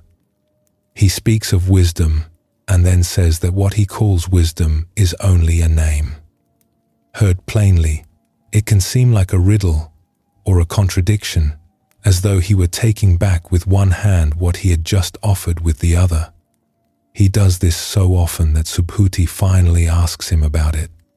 "Teacher," Subhuti said, "you give us these words, the world, wisdom, the teaching itself, and then you tell us that none of them is truly the thing its name suggests, that each is only a name. If even these are only names, what are we left holding? What is real?" The Buddha answered him, "What I call the world is not the world, Subhuti. That is exactly why I am able to call it the world. The name is a word laid over what is here, so that you and I can speak of it together. But the word is not the thing. When you take the word for the thing itself, you begin to live among words, and you suffer among words, over things that were never quite there. Set the words down, and you meet what is in front of you. It is worth sitting with this, because it works in the smallest corners of an ordinary life. We almost never meet the world directly. Between us and whatever is happening, there is a layer of words. Something occurs, and before we have even felt it fully, we have named it. This is a problem. This is a disaster. This is a failure. This is boring. This person is my enemy. This day is ruined. We lay the name down over the bare event, quick as a reflex, and then, here is the part that matters, we react to the name and not to the thing. Consider how much of what keeps us awake is made entirely of names. A single difficult moment in the day becomes a disaster. A piece of work not yet finished becomes, "I am failing." An uncertain tomorrow becomes, "Everything is falling apart." None of these names is the thing itself. The difficult moment was a difficult moment. The unfinished work is unfinished work. But the names are heavy and dark and final, in a way the bare facts rarely are. And we lie there being crushed, not by what happened, but by what we called it. The Buddha is offering a way out of this that costs nothing. See the name as a name. When you notice the heavy word, disaster, failure, ruined, recognize that it is a label you have laid down, and not the thing itself. Lift the label, just for a moment, and look at what is there underneath. Almost always, the bare thing is smaller and quieter and more workable than its name. The suffering was living in the word. This does not mean that nothing matters or that words are useless. Words are how we speak and think and share a world, and the Buddha used them constantly. The teaching is simply to stop mistaking words for what they describe, to hold them as the useful tools they are, and to remember that behind every name, the thing itself is just quietly being what it is. Let us turn to a story. In a certain village there was a field at the edge of the houses that had lain empty for as long as anyone could remember. It was called the bitter field. Long ago, the story went, a family had tried to farm it and failed, and had left in hardship, and ever since, the field had carried the name. The bitter field. No one planted it. Parents warned their children away from it. When times were hard and every other scrap of land was put to use, still the bitter field lay empty, because everyone knew that nothing good would grow there. One year an old woman named Yuki came to settle in the village. She was a stranger from far away, and she knew none of the village's old stories. She had little money, and she needed land to grow her food, and when she asked if there was any ground to be had, the villagers, half joking, told her she could have the empty field at the edge of town. They did not tell her its name or its history. They simply watched, expecting her to fail. Yuki did not know the field was bitter, so she walked it and felt the soil between her fingers and looked at the way the water lay and the sun fell, and to her, knowing nothing, it seemed like decent ground. She cleared it and turned it and planted it, and because she did not know that nothing would grow there, she tended it with hope, and the field grew. By the end of the season, the bitter field was the greenest patch of land in the village, heavy with vegetables and grain. The villagers came to look, and they were amazed. An old man among them, who had warned his own children away from that field for 50 years, stood at its edge, shaking his head. "How did you do it?" he asked Yuki. "Nothing has ever grown there. It is the bitter field." Yuki looked at him, puzzled. "The bitter field? It is good soil. It has always been good soil. What do you mean, nothing has ever grown there?" And the old man slowly understood. The field had never been bad. One family, long ago, had failed on it, for reasons no one now remembered, and a name had grown up around that failure, and the name had spread, and for generations the name had kept the field empty. Not the soil, the name. The whole village had been farming the word and going hungry beside good ground, because they could not see the field for the name laid over it. The village had done what most of us do. They had mistaken the name for the thing and lived inside the name. The field itself was patient and good and willing the whole time. It was only the word bitter, passed down and believed, that lay between the people and the ground they could have been feeding their children with. There is an old image in Zen for exactly this. A teacher points at the moon and tells the student to look, and the student stares at the teacher's finger. The finger is meant only to point. It is not the moon. But we are forever mistaking the finger for the moon, the name for the thing, the word for the world. We argue about the finger. We grow attached to the finger. We suffer over the finger and never lift our eyes to what it was pointing at all along. Consider the fields we have called bitter in our own lives. The day named ruin before it is half over. The task called impossible without a hand laid to it. The person labeled difficult and then never met again with fresh eyes. The version of ourselves called a failure, a word farmed for years, while the actual ground of a life lay there, neutral and workable, and far better than its name. So much of what we cannot grow because of a word laid over it long ago, by someone who has forgotten they said it and believed ever since. To see the name as only a name is to do what Yuki did without even trying. It is to walk up to the bitter field, knowing nothing, and simply feel the soil. The thing itself was never the problem. The thing itself was just being what it is, underneath the heavy word, waiting for someone to look at it directly. There is one more story worth telling. There was once a scholar named Daichi who was among the most learned men in the land on the subject of the sea. He had read every account ever written of it. He had studied the charts, the tides, the names of the winds, the depths, and the currents. He had written a great book about the sea that sailors themselves admired, and young men came from far away to study under him. When he spoke of the ocean, his words were so vivid that his students felt they could taste the salt. But Daichi had never seen the sea. He had been born far inland, and his whole life had been spent among books, and somehow the journey to the coast had never been made. He did not feel the lack. He knew more about the sea than any fisherman alive, or so he believed. What was there to see that he had not already read?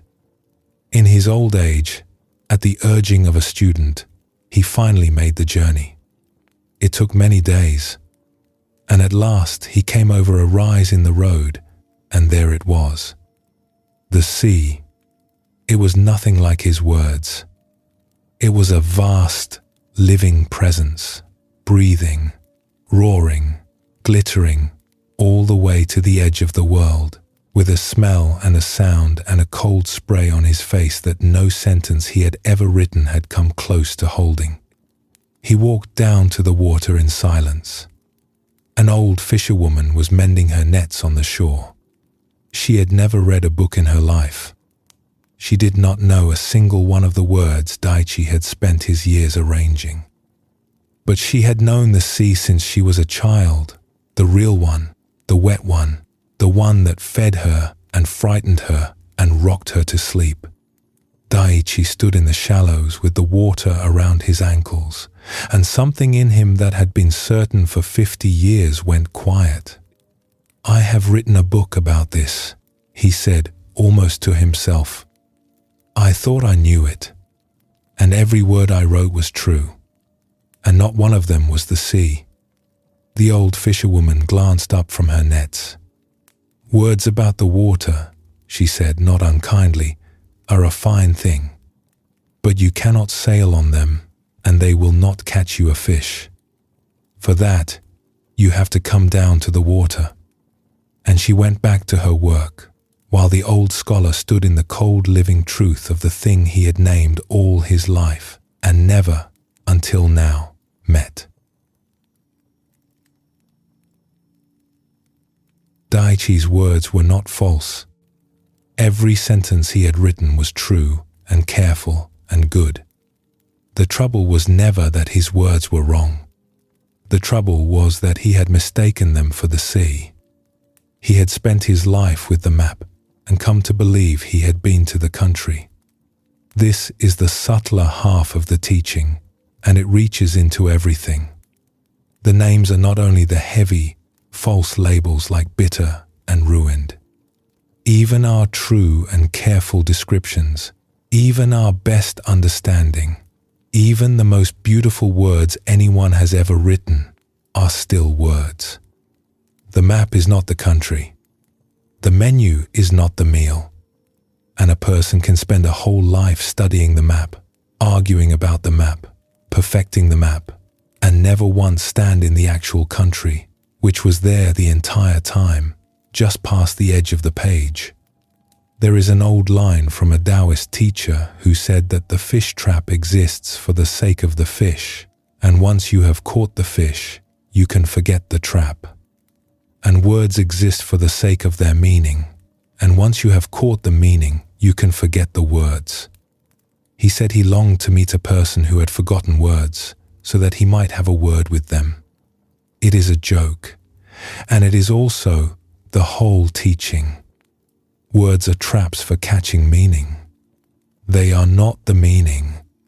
Use them, and then set them down, and turn to the living thing they were always only pointing at. Even this teaching, even these words you are hearing now, are a finger pointing at a moon. They are not the thing. The peace they speak of is not in the words.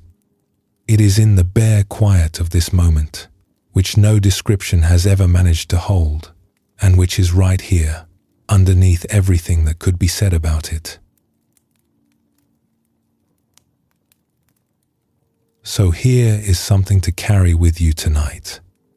If the mind is busy, notice that much of what it is busy with is made of words. Names laid over things, verdicts, labels, the day called hard, the task called impossible, the self called not enough. See if you can catch one of these heavy words as it passes and recognize it for what it is. Not the thing, only a name. And then, gently, set the word down and look underneath it at what is here. Not a ruined day, but only this room, this dark, this breath. Not everything is falling apart, but only a body resting and a mind that has been working hard, and the quiet of the hour. The bare thing, underneath the name, is almost always smaller and more peaceful than the word that was laid over it. You do not have to settle anything tonight, or solve anything, or even understand anything. You only have to let the words settle and rest in what is here when they do. The moon and not the finger. The ground itself and not its name. Let us rest here for a moment. Take a slow, deep breath. Let the names grow quiet and let what is here hold you. When you are ready, we will continue together.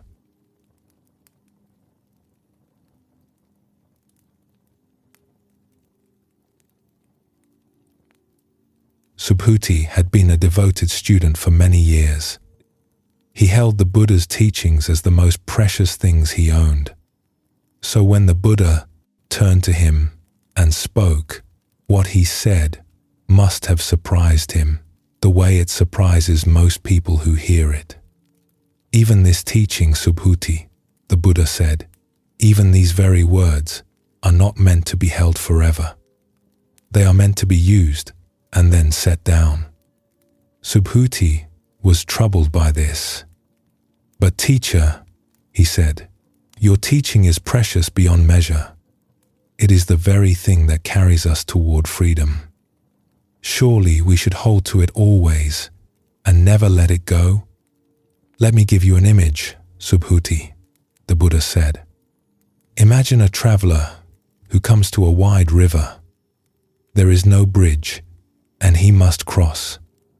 So he gathers branches and reeds and binds them together, and he builds a raft, and the raft carries him safely to the far shore. Now, that raft served him well. It saved him. Should he, out of gratitude, lift the raft onto his shoulders and carry it with him for the rest of his journey, over the hills and along the roads, for the rest of his life? No, said Subhuti. That would be foolish. He would set the raft down at the water's edge and walk on freely. Yes, said the Buddha. The teaching is a raft. It is built for crossing. Use it to cross and then set it down and walk on. Even my teaching, Subhuti, is not meant to be carried. It is meant to carry you. If the teaching itself is to be set down once it has done its work, how much more lightly should you hold everything else you carry? There is a freedom in this that is easy to miss because it seems to argue against itself. The teacher spends his life offering a teaching and then tells you not to cling, even to that. But there is deep kindness in it, and it reaches far beyond religion, into the ordinary striving of any thoughtful life. Think of all the rafts a person builds. We meet some difficulty, and we find a way across it. A discipline that pulled us out of a hard time. A way of thinking that helped us through grief. A rule we made for ourselves that protected us when we needed protecting. A practice, a habit, a method, a belief. Each one was a raft, built for a particular river, and each one may have truly carried us across. But here is what happens so often. Once across, we do not set the raft down. We are grateful to it, and a little afraid without it, and so we hoist it onto our backs and carry it. The discipline that once freed us becomes a rigid rule that now confines us. The way of thinking that once helped becomes a cage we cannot see past. The very things we built to cross our rivers become a great weight we haul through the rest of our lives, long after the water is behind us. And there is a subtler raft still, the one most worth noticing here.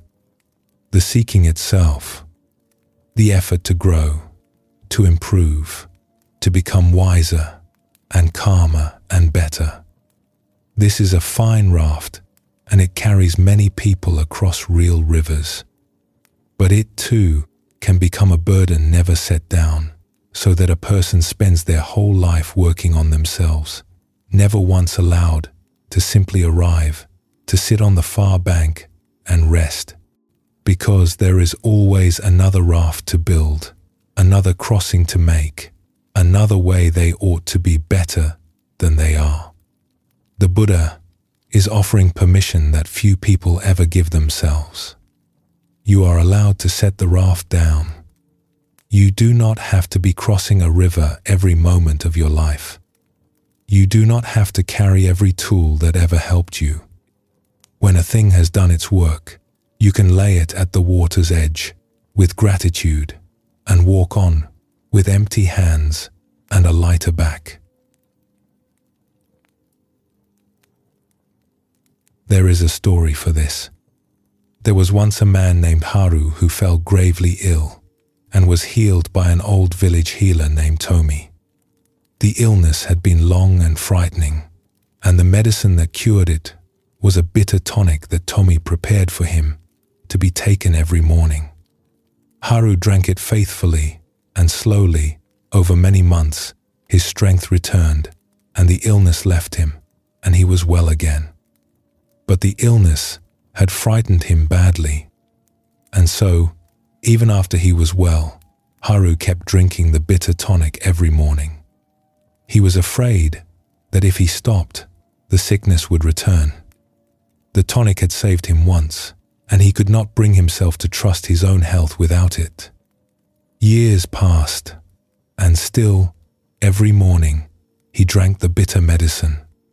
In time, the tonic that had healed him began to harm him. It was strong medicine, meant for a sick body, and a well body did not need it. It soured his stomach and dulled his days, and left a bitterness in his mouth that never quite faded. But the more it troubled him, the more frightened he became, and the more tightly he clung to it, certain that without it, he would surely fall ill again. At last old Tomi, now very old herself, heard how things stood with him and called him to her.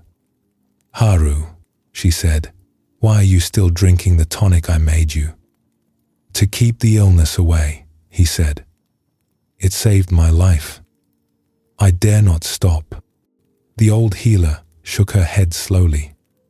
"I made that medicine for a sickness," she said. "The sickness is long gone. You have been well for years.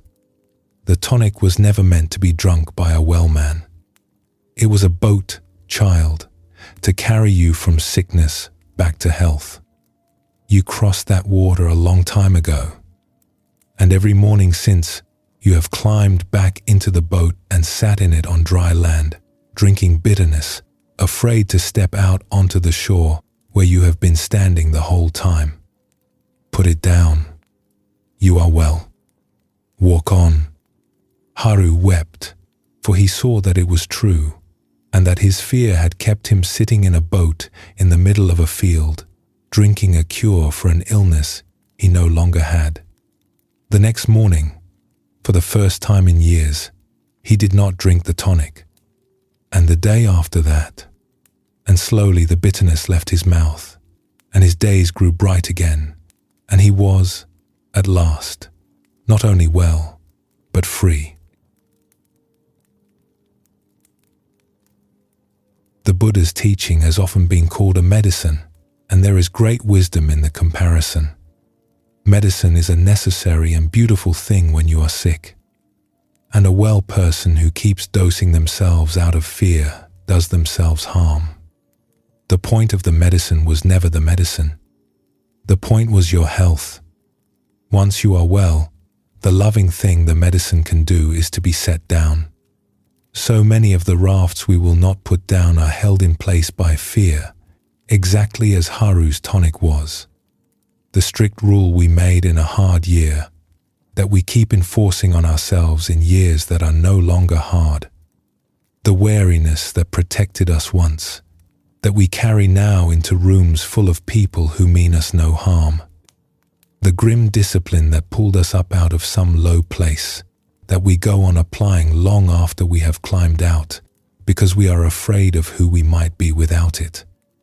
These were good medicines, once. But a medicine taken past its season can become a poison, and the fear that makes us cling to it is the very thing keeping us sitting in a boat on dry land.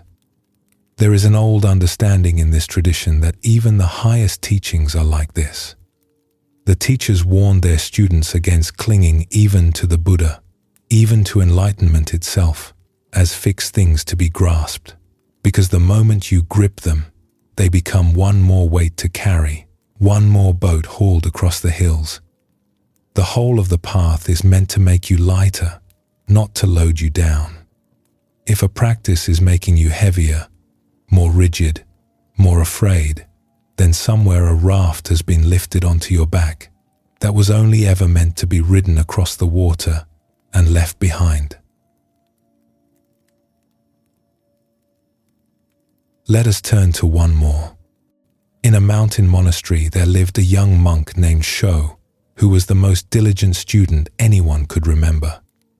He kept every rule. He performed every ritual exactly. He counted his bows and his recitations and his hours of sitting, and he held himself to his practice with an iron grip, never letting a single observance slip.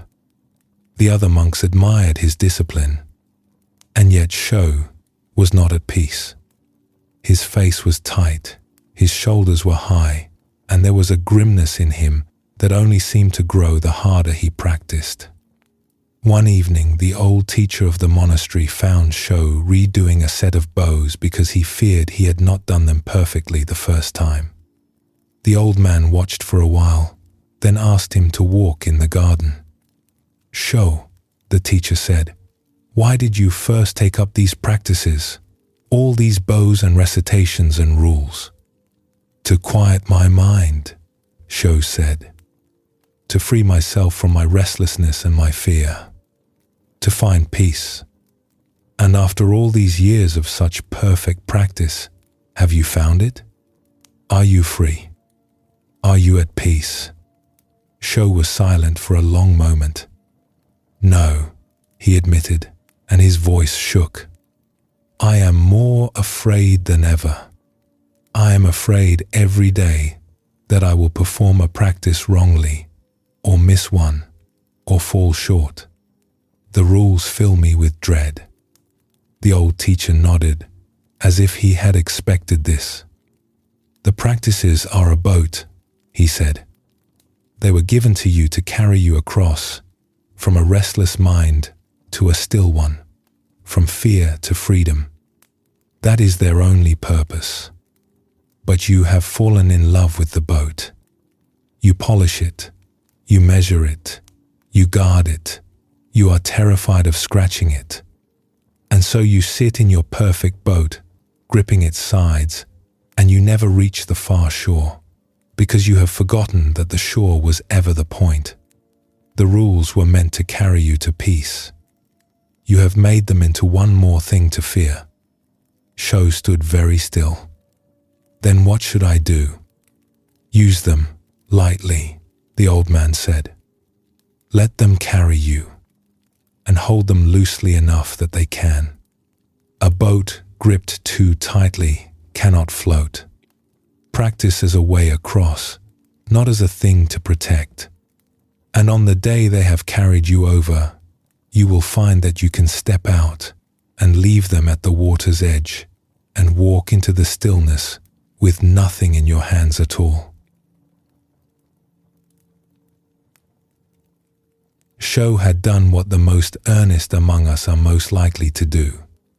He had turned the path into a possession, and the possession into a fear. The very practices meant to set him free had become the bars of his cage, not because there was anything wrong with the practices, but because of how tightly he gripped them. A boat held too tightly cannot float. A path clutched too hard becomes a place to be stuck. The Zen teachers put this in startling ways to shake their students awake. They would tell them not to cling even to the Buddha, not to make even enlightenment into an idol to chase and grasp, because anything you grip, however holy, becomes a weight, becomes a raft on the back, becomes one more thing standing between you and the open shore. The teaching points at freedom.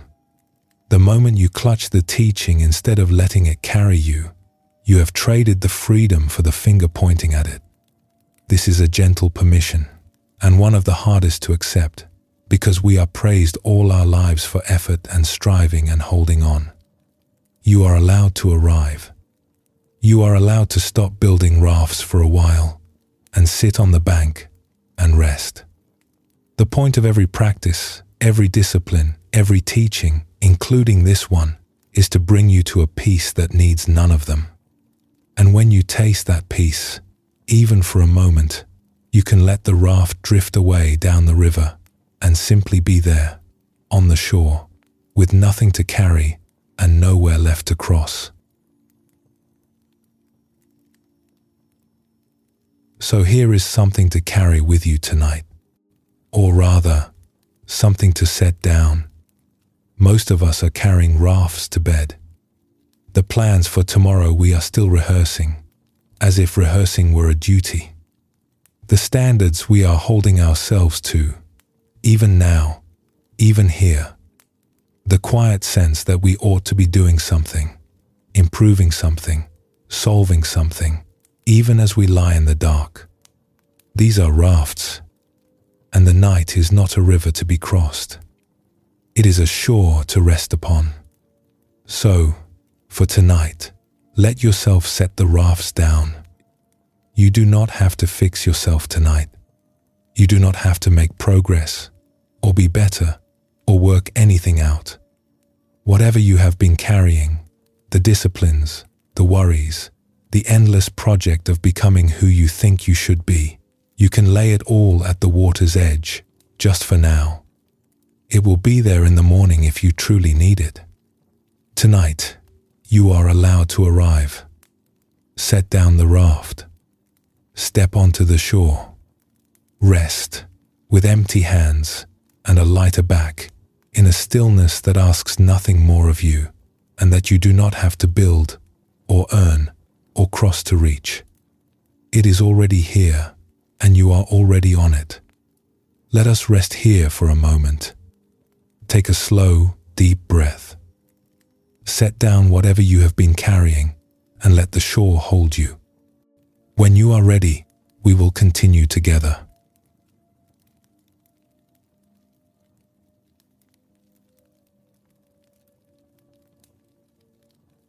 Subhuti had walked the path for many years and given much to it, and like anyone who has traveled a long way, he wanted to know how much further there was to go.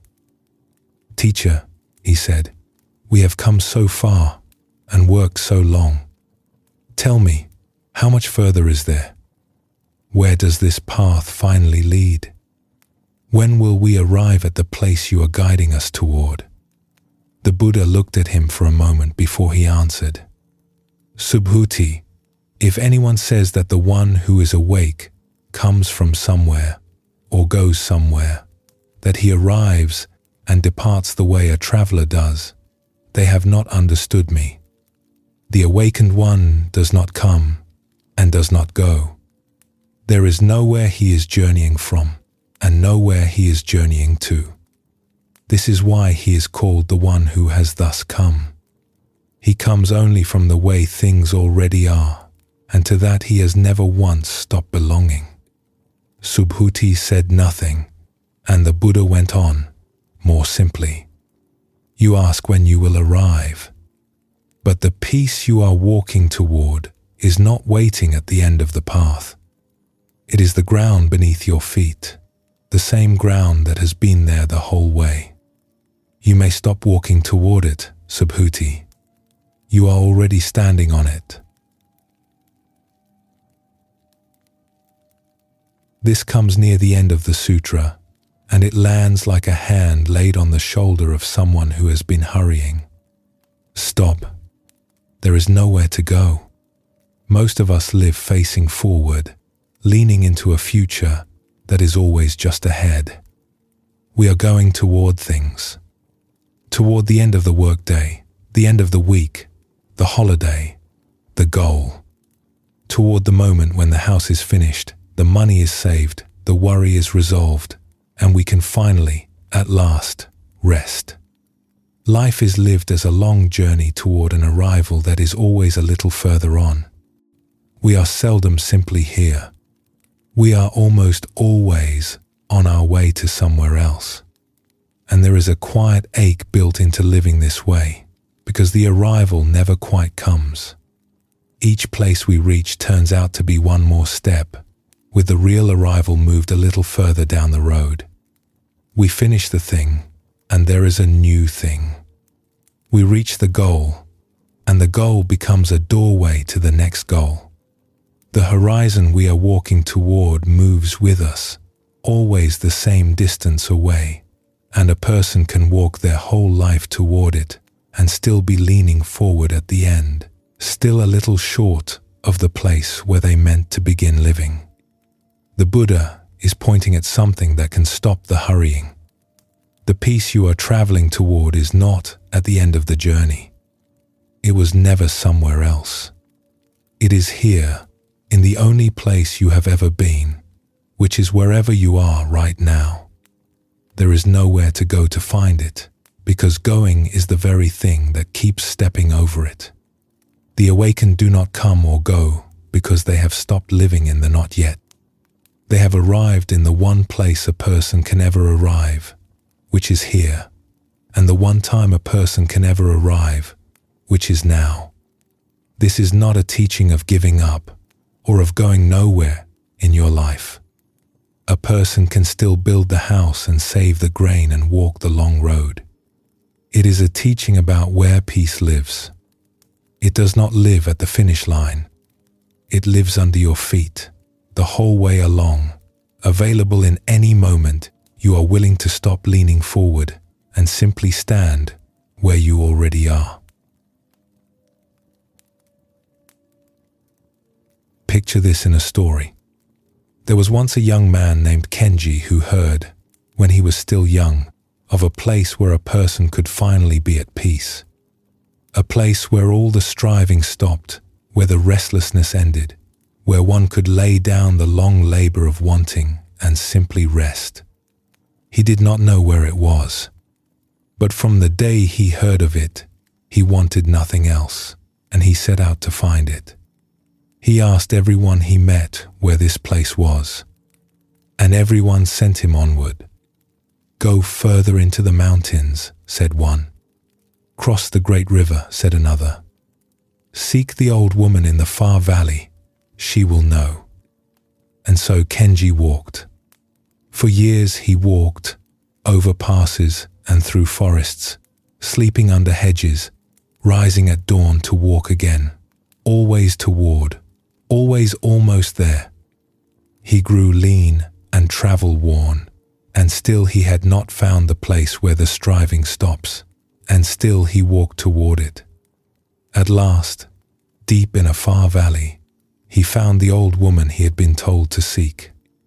He came to her exhausted, his feet worn and aching, and he asked her, with the last of his hope, "Please, I have walked for years. Where is the place where a person can finally rest? Where the striving ends? I was told you would know. The old woman looked at him for a long moment with great kindness. Then she asked him a question. In all these years of walking, she said, when did you last stop? When did you last set down your pack and sit and simply be where your 2 feet were standing, with nowhere else to get to? Kenji opened his mouth and found he had no answer. He could not remember. Every step of every year had been a step towards somewhere else. He had passed through 1,000 places and been in none of them, because he was always on his way out of them, toward the place that was further on. The place you are looking for, the old woman said, is not further on. It has no location. It is not east or west of here. It is wherever you finally stop and arrive and let yourself be where you are. You have walked past it 10,000 times. It was under your feet at every step. You could not see it only because you were always looking ahead to it. And Kenji, too tired to walk any further, sat down on the ground where he was. He set down his pack. He felt the earth under him and the air on his face, and for the first time in many years he was not on his way anywhere. He had nowhere to go. And in that, with no journey left to make, he found the thing he had crossed the world in search of, sitting in the one place he had never thought to look, which was the place where he already was. Kenji's mistake was not that he searched. It was that he searched for a here in a there, for a now in a later, for something already beneath his feet in a place always further down the road. And this is the mistake the Buddha was pointing to when he spoke of the awakened one as one who neither comes nor goes. The name the Buddha used for himself carried this meaning. He called himself the Tathagata, a word that points to something like the one who has thus come, or the one who comes from suchness, from things just as they are. He had not come from a holy elsewhere, and he was not departing to one. He had arrived completely in the way things already are, and stopped leaving it. To be awake, in this sense, is to stop being on your way, and to be, at last, here. There is an old image the Zen teachers loved for exactly this. They spoke of a person riding an ox while searching everywhere for an ox. He travels village to village asking if anyone has seen it, describing it, growing more and more anxious that he cannot find it, never once noticing that he is sitting on its back the whole time. Many of us do this with peace. We ride it everywhere we go, looking for it, certain it is somewhere we have not yet reached, when it has been carrying us the entire journey. The searching itself is what hides it, because the searching insists it is somewhere else. To stop, as Kenji finally stopped, is not to abandon the search in despair. It is to discover that there was never anywhere to go, and that the thing sought was the ground you were standing on to look for it. A second story carries it further. There was a man named Taro who was always about to begin his life. He was not a lazy man. He worked harder than most. But he lived always in a time that had not yet come. When I have finished building the house, he would say, then I will rest and enjoy my family. When the fields are fully planted, then I will sit in the evenings and watch the sun go down. When I have put enough by for the hard years, then I will let myself be happy.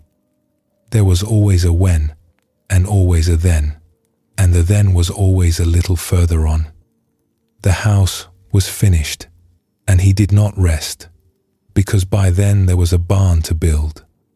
The fields were planted, and he did not sit in the evenings, because by then there was the next season to prepare for. The store of grain grew, and still he did not let himself be happy, because what if next year was leaner, and he needed more?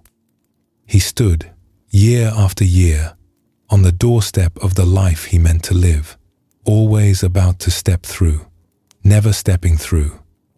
One evening, an old man who had once been his teacher came to stay with him. They sat together after the meal, and the old man watched Taro, who even now, sitting still, seemed to be somewhere else, his mind already on the morning's work. "Taro," the old man said, "when do you mean to begin living?" Taro was puzzled. "When things are settled," he said. "When the work is done and the future is safe. Then I will live properly." The old man was silent for a while. Then he said, "I am very old now, Taro, and I will tell you the one thing I am sure of. The work is never done. The future is never safe. There is always another when and another then waiting just ahead. If you wait for them to arrive before you begin your life, you will wait until the evening of your last day and find you forgot to live it.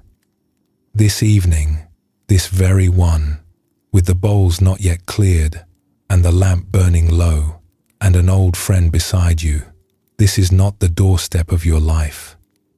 This is your life. It has been your life the whole time.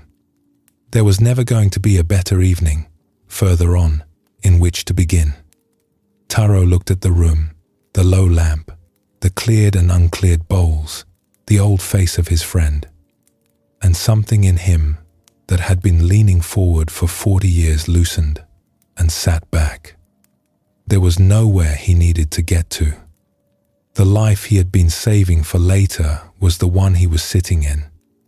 And for the rest of that evening, for perhaps the first time, he was simply in it, and it was enough, and it had been there all along, waiting for him to stop and arrive.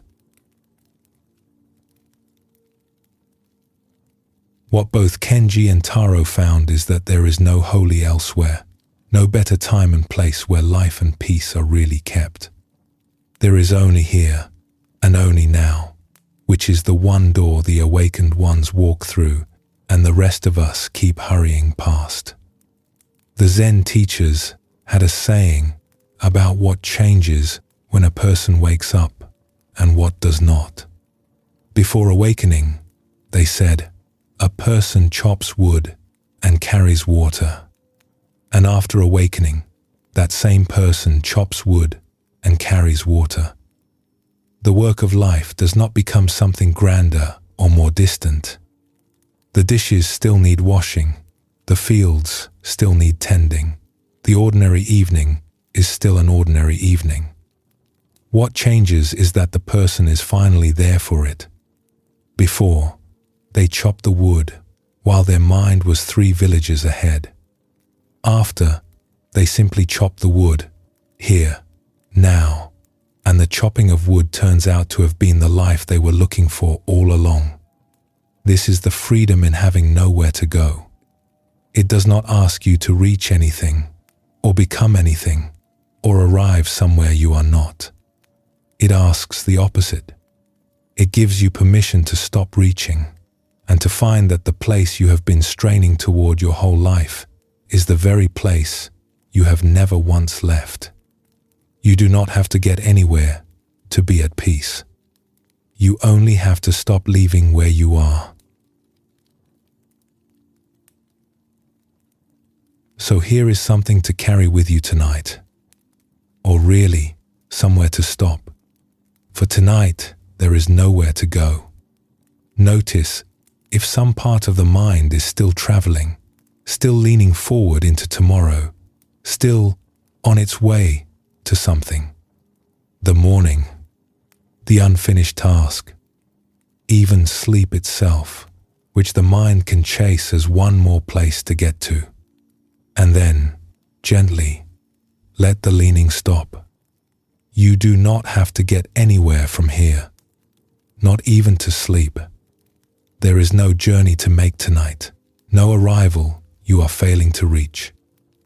You are already here, in this bed, in this dark, in this breath. This is not the doorstep of rest. This is rest. The place you have been traveling toward is the one you are lying in. So let yourself arrive, the way Kenji finally sat down on the ground, the way Taro finally sat back into his own evening. Stop going. Be where you already are. There is nowhere else you need to be, and nothing further to reach, and the ground beneath you has been holding you the whole time. Let us rest here for a moment. Take a slow, deep breath. Let go of the going and arrive where you already are.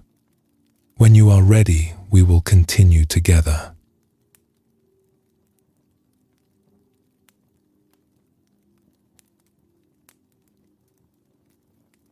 Near the beginning of all this, and again near the end, the Buddha returned to one subject more than almost any other: generosity, giving.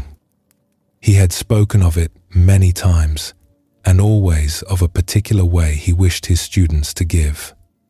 Subhuti had been listening for a long time now to teachings about letting go, loosening the grip, holding nothing, resting on nothing. And a doubt had been growing in him, the kind that might grow in anyone who hears such things. "Teacher," he said, "you have taught us to let go of so much, to grip nothing, to cling to nothing, to hold even ourselves lightly. But I wonder, does such a person not become closed off from the world? If I want nothing and hold nothing, do I not end up withdrawn and cold and alone, a person with a closed hand, turned away from everyone?" The Buddha shook his head. "You have misunderstood the open hand, Subhuti. The hand that grips nothing is not a closed hand. It is the most open hand of all. And an open hand is not only the hand that lets go, it is the hand that gives. The person who clutches nothing for themselves is the very one who can give freely to everyone, because their hands are no longer full of their own concerns. Letting go is not a turning away from the world. It is what finally frees you to turn toward it, with your hands open and full of gifts to give. But give in the right way," he went on. "Give without resting on appearances. Do not give in order to be seen giving, or to be thanked, or to be owed. Do not keep an account of what you have given. The one who gives while clutching the gift, watching to see it land, waiting to be repaid, is like a person trying to give in the dark, who cannot quite see what they are doing. But the one who gives and lets go completely, keeping nothing, not even the memory of having given, is like a person giving in the full light of morning, with open eyes, in the radiant glory of the day." Here, at the end, the whole teaching gathers into a single image, the one that has run underneath everything. The open hand. Consider what a closed hand can and cannot do. A fist holds tightly to what it has, but a fist can receive nothing. Nothing new can be placed in a hand that is clenched shut around what it already holds. And a fist can give nothing either. It cannot release what it grips. A closed hand, for all its holding, is the most cut-off thing in the world. It can neither take in nor let out. It only clutches and grows tired and is alone with what it holds. Now consider the open hand. An open hand can receive. Whatever life offers, it can accept because it is not already full and braced. And the same open hand can give. It can let things rest in it lightly and pass them on freely and release them without a struggle. The open hand holds, gives, receives, and lets go all with the same simple openness. It is the gesture of a person who is not at war with their life, who lets things come and lets things go, and is enriched by the flow of them rather than worn down by gripping.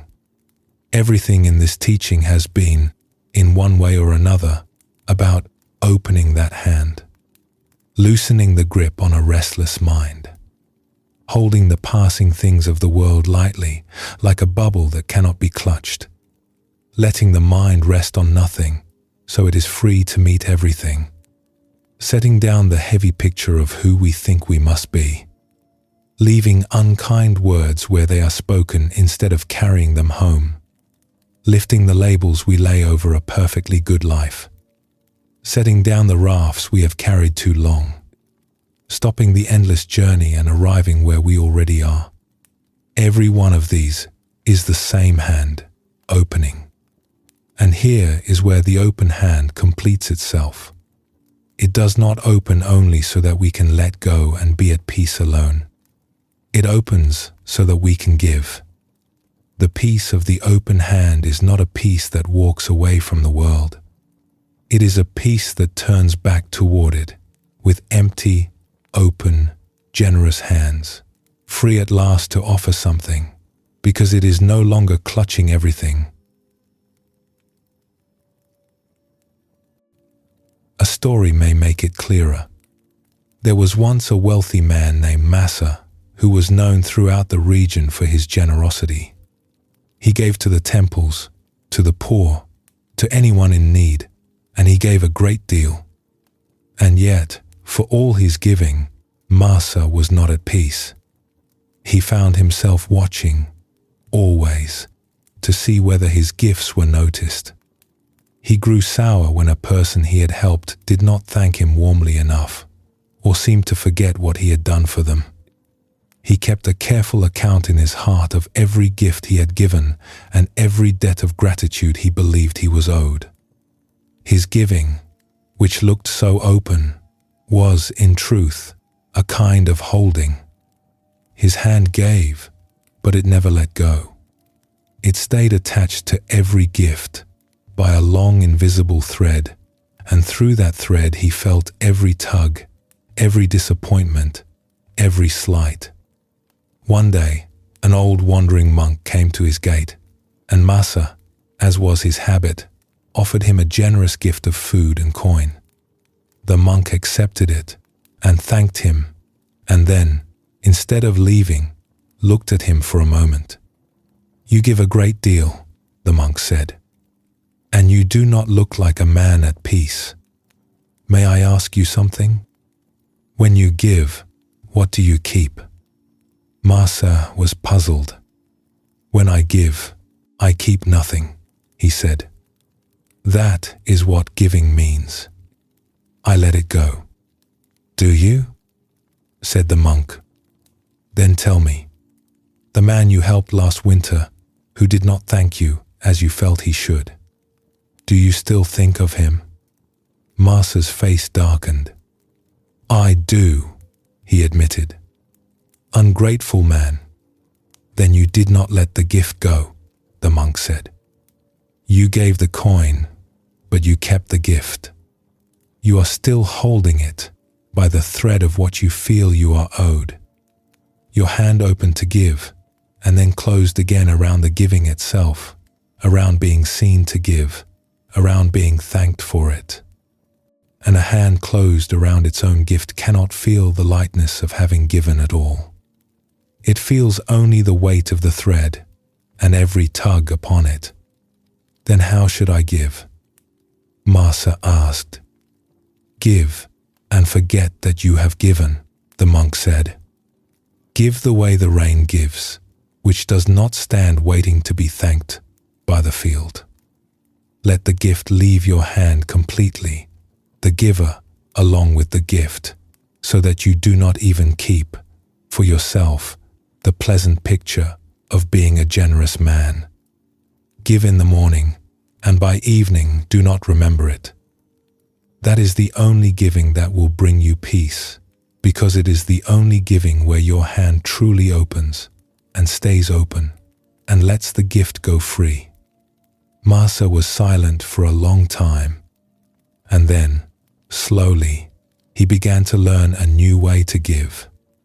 He gave in secret where no one could thank him. He gave and turned his mind from it at once, refusing to keep the account. It was hard at first, for the old habit of holding ran deep. But little by little, as he let his gifts go free, the weight he had carried for years began to lift. For the first time, his giving made him light instead of sour. He had finally opened the hand that had been, all along, only pretending to be open. Masa's trouble is a familiar one, and there is no shame in it, because the impulse behind it is human. When we give, something in us wants the giving to be seen, to be returned, to be kept on the books, even if only in the quiet ledger of our own self-regard, where we note that we are a good and generous person. And the Buddha points past all of that to a giving so open that it keeps nothing at all. He called it giving without resting on appearances, not giving for how it looks to others or to ourselves, not giving in order to be a giver. He said that the one who gives while still attached to the gift is like a person trying to hand something over in the dark, fumbling, uncertain, never quite free of it. But the one who gives and releases it completely is like a person in the open light of morning, who can see clearly, whose hand opens fully because it is holding nothing back. There is a brightness in that kind of giving, a lightness that the careful, accounted giving never has. The purest giving forgets even itself. It does not hold on to the giver, the gift, or the one who received, as three things to be remembered and weighed. It simply gives, the way a spring gives water, the way the morning gives light, without keeping score, without a thread running back to the source. And the quiet grace of it is that this kind of giving never empties the one who gives. It is the clutching that exhausts us. The open hand, giving freely and letting go, is never depleted by what passes through it. It is only made lighter. And one last story. In a small village there lived an old woman named Kyo, whom everyone loved, though no one could quite say why. She was not wealthy. She had lived a long life with its full share of sorrows, having lost much that she loved over the years. And yet she carried a lightness about her, an ease that drew people to her doorstep the way warmth draws people to a fire. A young man named Marco, who was often troubled, came to her one evening. He was a person who held tightly to things. He held tightly to his few possessions, afraid of losing them. He held tightly to old grievances, turning them over for years. He held tightly to his worries about the future and to his wish that the past had gone differently. And all this holding had made him tired and clenched and unhappy, and he could not understand why Kyo, who had lost far more than he had, seemed so much freer. "How do you do it?" he asked her. "You have lost so much. You have so little, and yet you seem lighter than anyone I know. What is your secret?" Kyo smiled and held out her hand to him, palm up and open.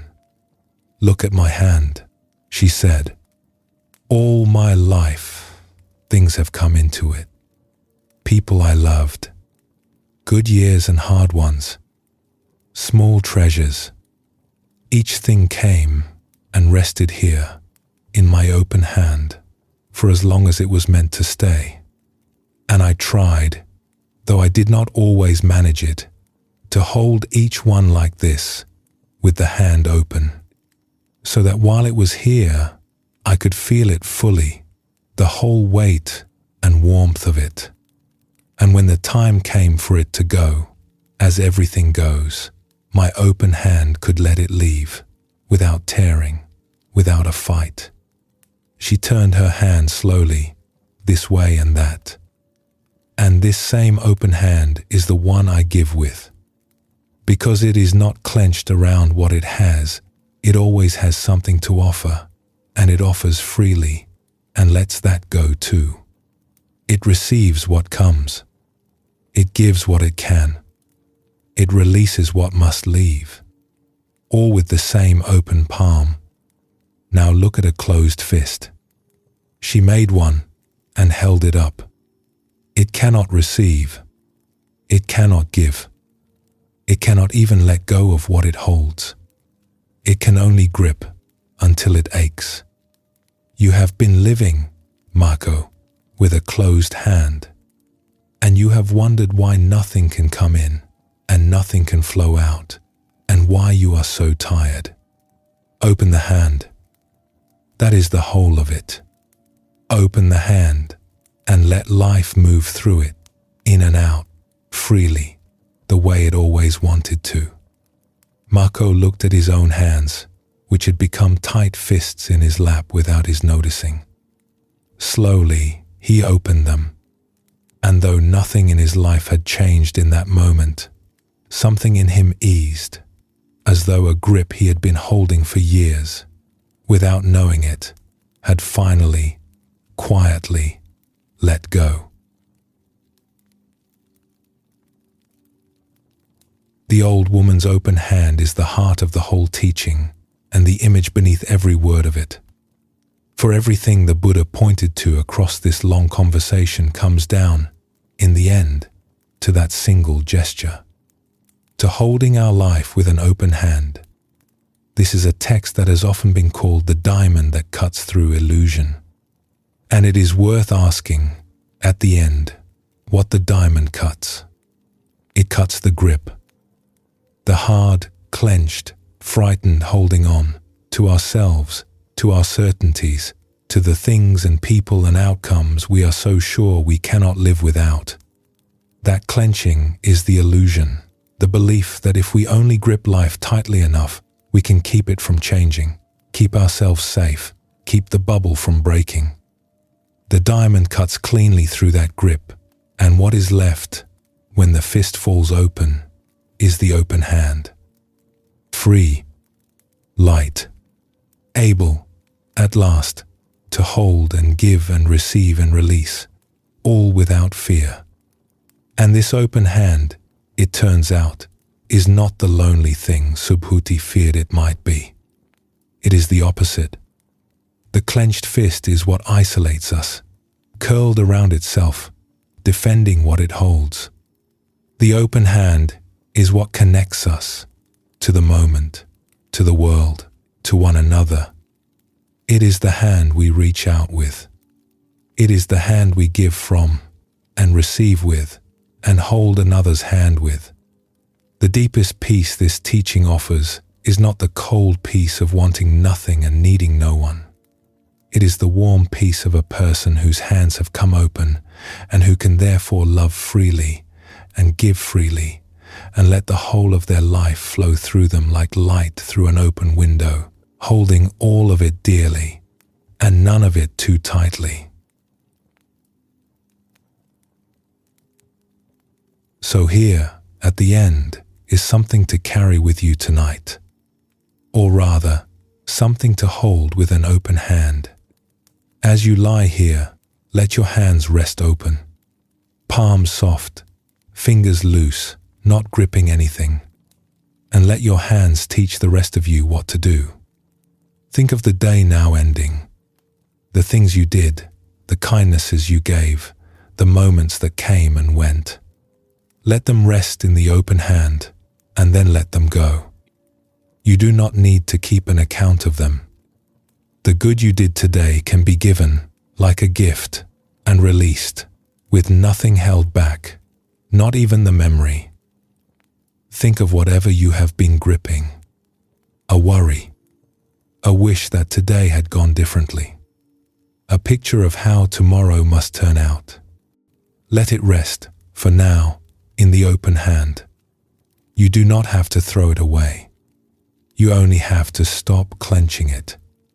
Let the fingers loosen, and let it be held lightly, the way an open palm holds a thing it is willing to set down. And then receive the night itself with an open hand. The rest that is coming, the dark and the quiet and the letting go that sleep is, which is perhaps the most open-handed thing we do when we release the whole of the day and the whole of ourselves and trust the night to hold us. Hold your life with an open hand. Hold this night with an open hand. There is nothing more to do and nothing left to grip. Let the hand be open and let everything rest lightly in it, and let yourself now be at peace. Let us rest here. Take one more slow, deep breath, and let the open hand and the open heart carry you down into rest.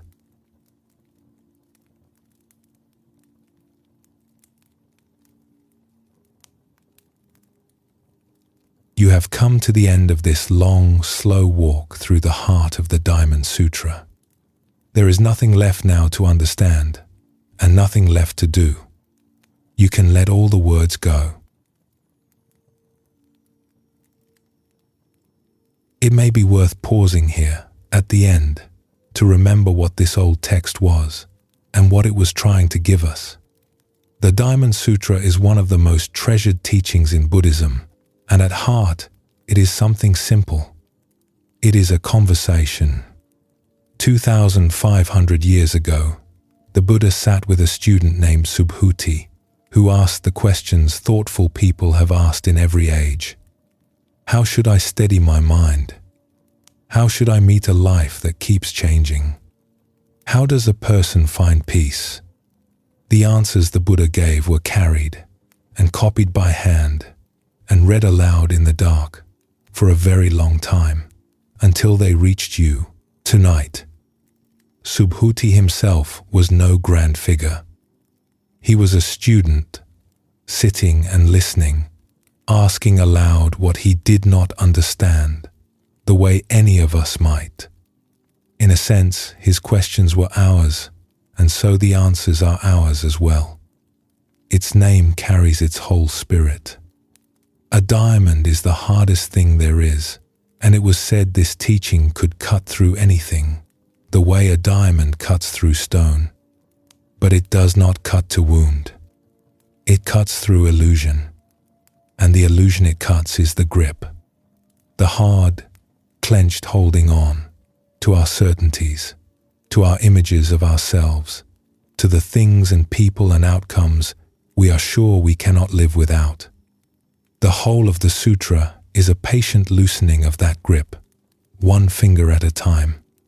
What is quietly moving about this text is how little has changed in all those centuries. The mind that cannot settle at night, the heart that grips too hard, the worry that will not loosen, these are not new troubles. They are among the oldest there are. The person lying awake 25 centuries ago, turning the same worry over in the dark, is not so far from the person lying here now. And the medicine the Buddha offered them is the one offered to you. It is a way to hold a changing life lightly, so that the changing stops wearing you down. Peace, the sutra promised, does not wait on the far side of all your problems. It is here, in the middle of them, the moment you loosen your hold. Look back, gently, at the ground we have crossed, and you may see that it was all one teaching, turned to catch the light from different sides. That everything passes, and this is not our sorrow but our freedom, since what passes does not have to be clutched. That the mind rests best when it rests on nothing, open like the sky, free to meet each moment and let it go. That you are not the fixed story you tell about yourself, and beneath every role you wear, There is an openness no story can capture. That an unkind word finds nowhere to land when there is no hardened self standing there to be wounded. That the names we lay over our days are not the days themselves, and the bare thing beneath the heavy word is almost always lighter than its label. That even the teaching is a raft, built for crossing and meant to be set down, so that we do not spend our lives carrying the very tools that were meant to free us. That there is nowhere we need to travel to find peace, because it was never elsewhere, only here, beneath our feet, in the moment we keep stepping over on our way to the next. And that the open hand which has learned to let go is the same hand that gives, so that letting go was never a turning away from life, but the thing that lets us turn back toward it. It asks very little of you in the end, only that you loosen, by a single degree, the hold you have been keeping on your life. There is nothing here to believe, no one you must become, nowhere you must arrive. The peace it speaks of was waiting, the whole time, in the loosening itself. If anything is worth carrying out of all of this, let it be one small image. The open hand. Everything the Buddha pointed to, across all these teachings, gathers into that single quiet gesture. Holding your life with an open hand, letting things come and holding them dearly while they are here, and letting them go again when it is time, without the long ache of clenching. You do not have to remember any of the teachings. You do not have to have understood them all. The mind that has been listening can rest now. The words were only ever a finger pointing at something, and that something was never in the words. It is in this very moment, in the stillness of this room, in the breath moving in and out, in the simple fact of you lying here at the end of a day, allowed at last to set everything down. Whatever you came here holding tonight, let it rest now in the open hand. The worries of the day, the picture of how things should be, the long list of all you must do and become. None of it is needed here, in the dark, where there is nowhere to go and nothing to grip and no one you have to be. There is only rest, and it is already holding you. So let the hand be open. Let the breath be slow. Let the body grow heavy and the mind grow still. And let yourself drift gently into sleep, carried by nothing more than the simple, steady fact of being here, now, with an open hand and a quiet heart and a whole night of rest before you. Sleep well, and thank you for joining us here at Midnight Monk.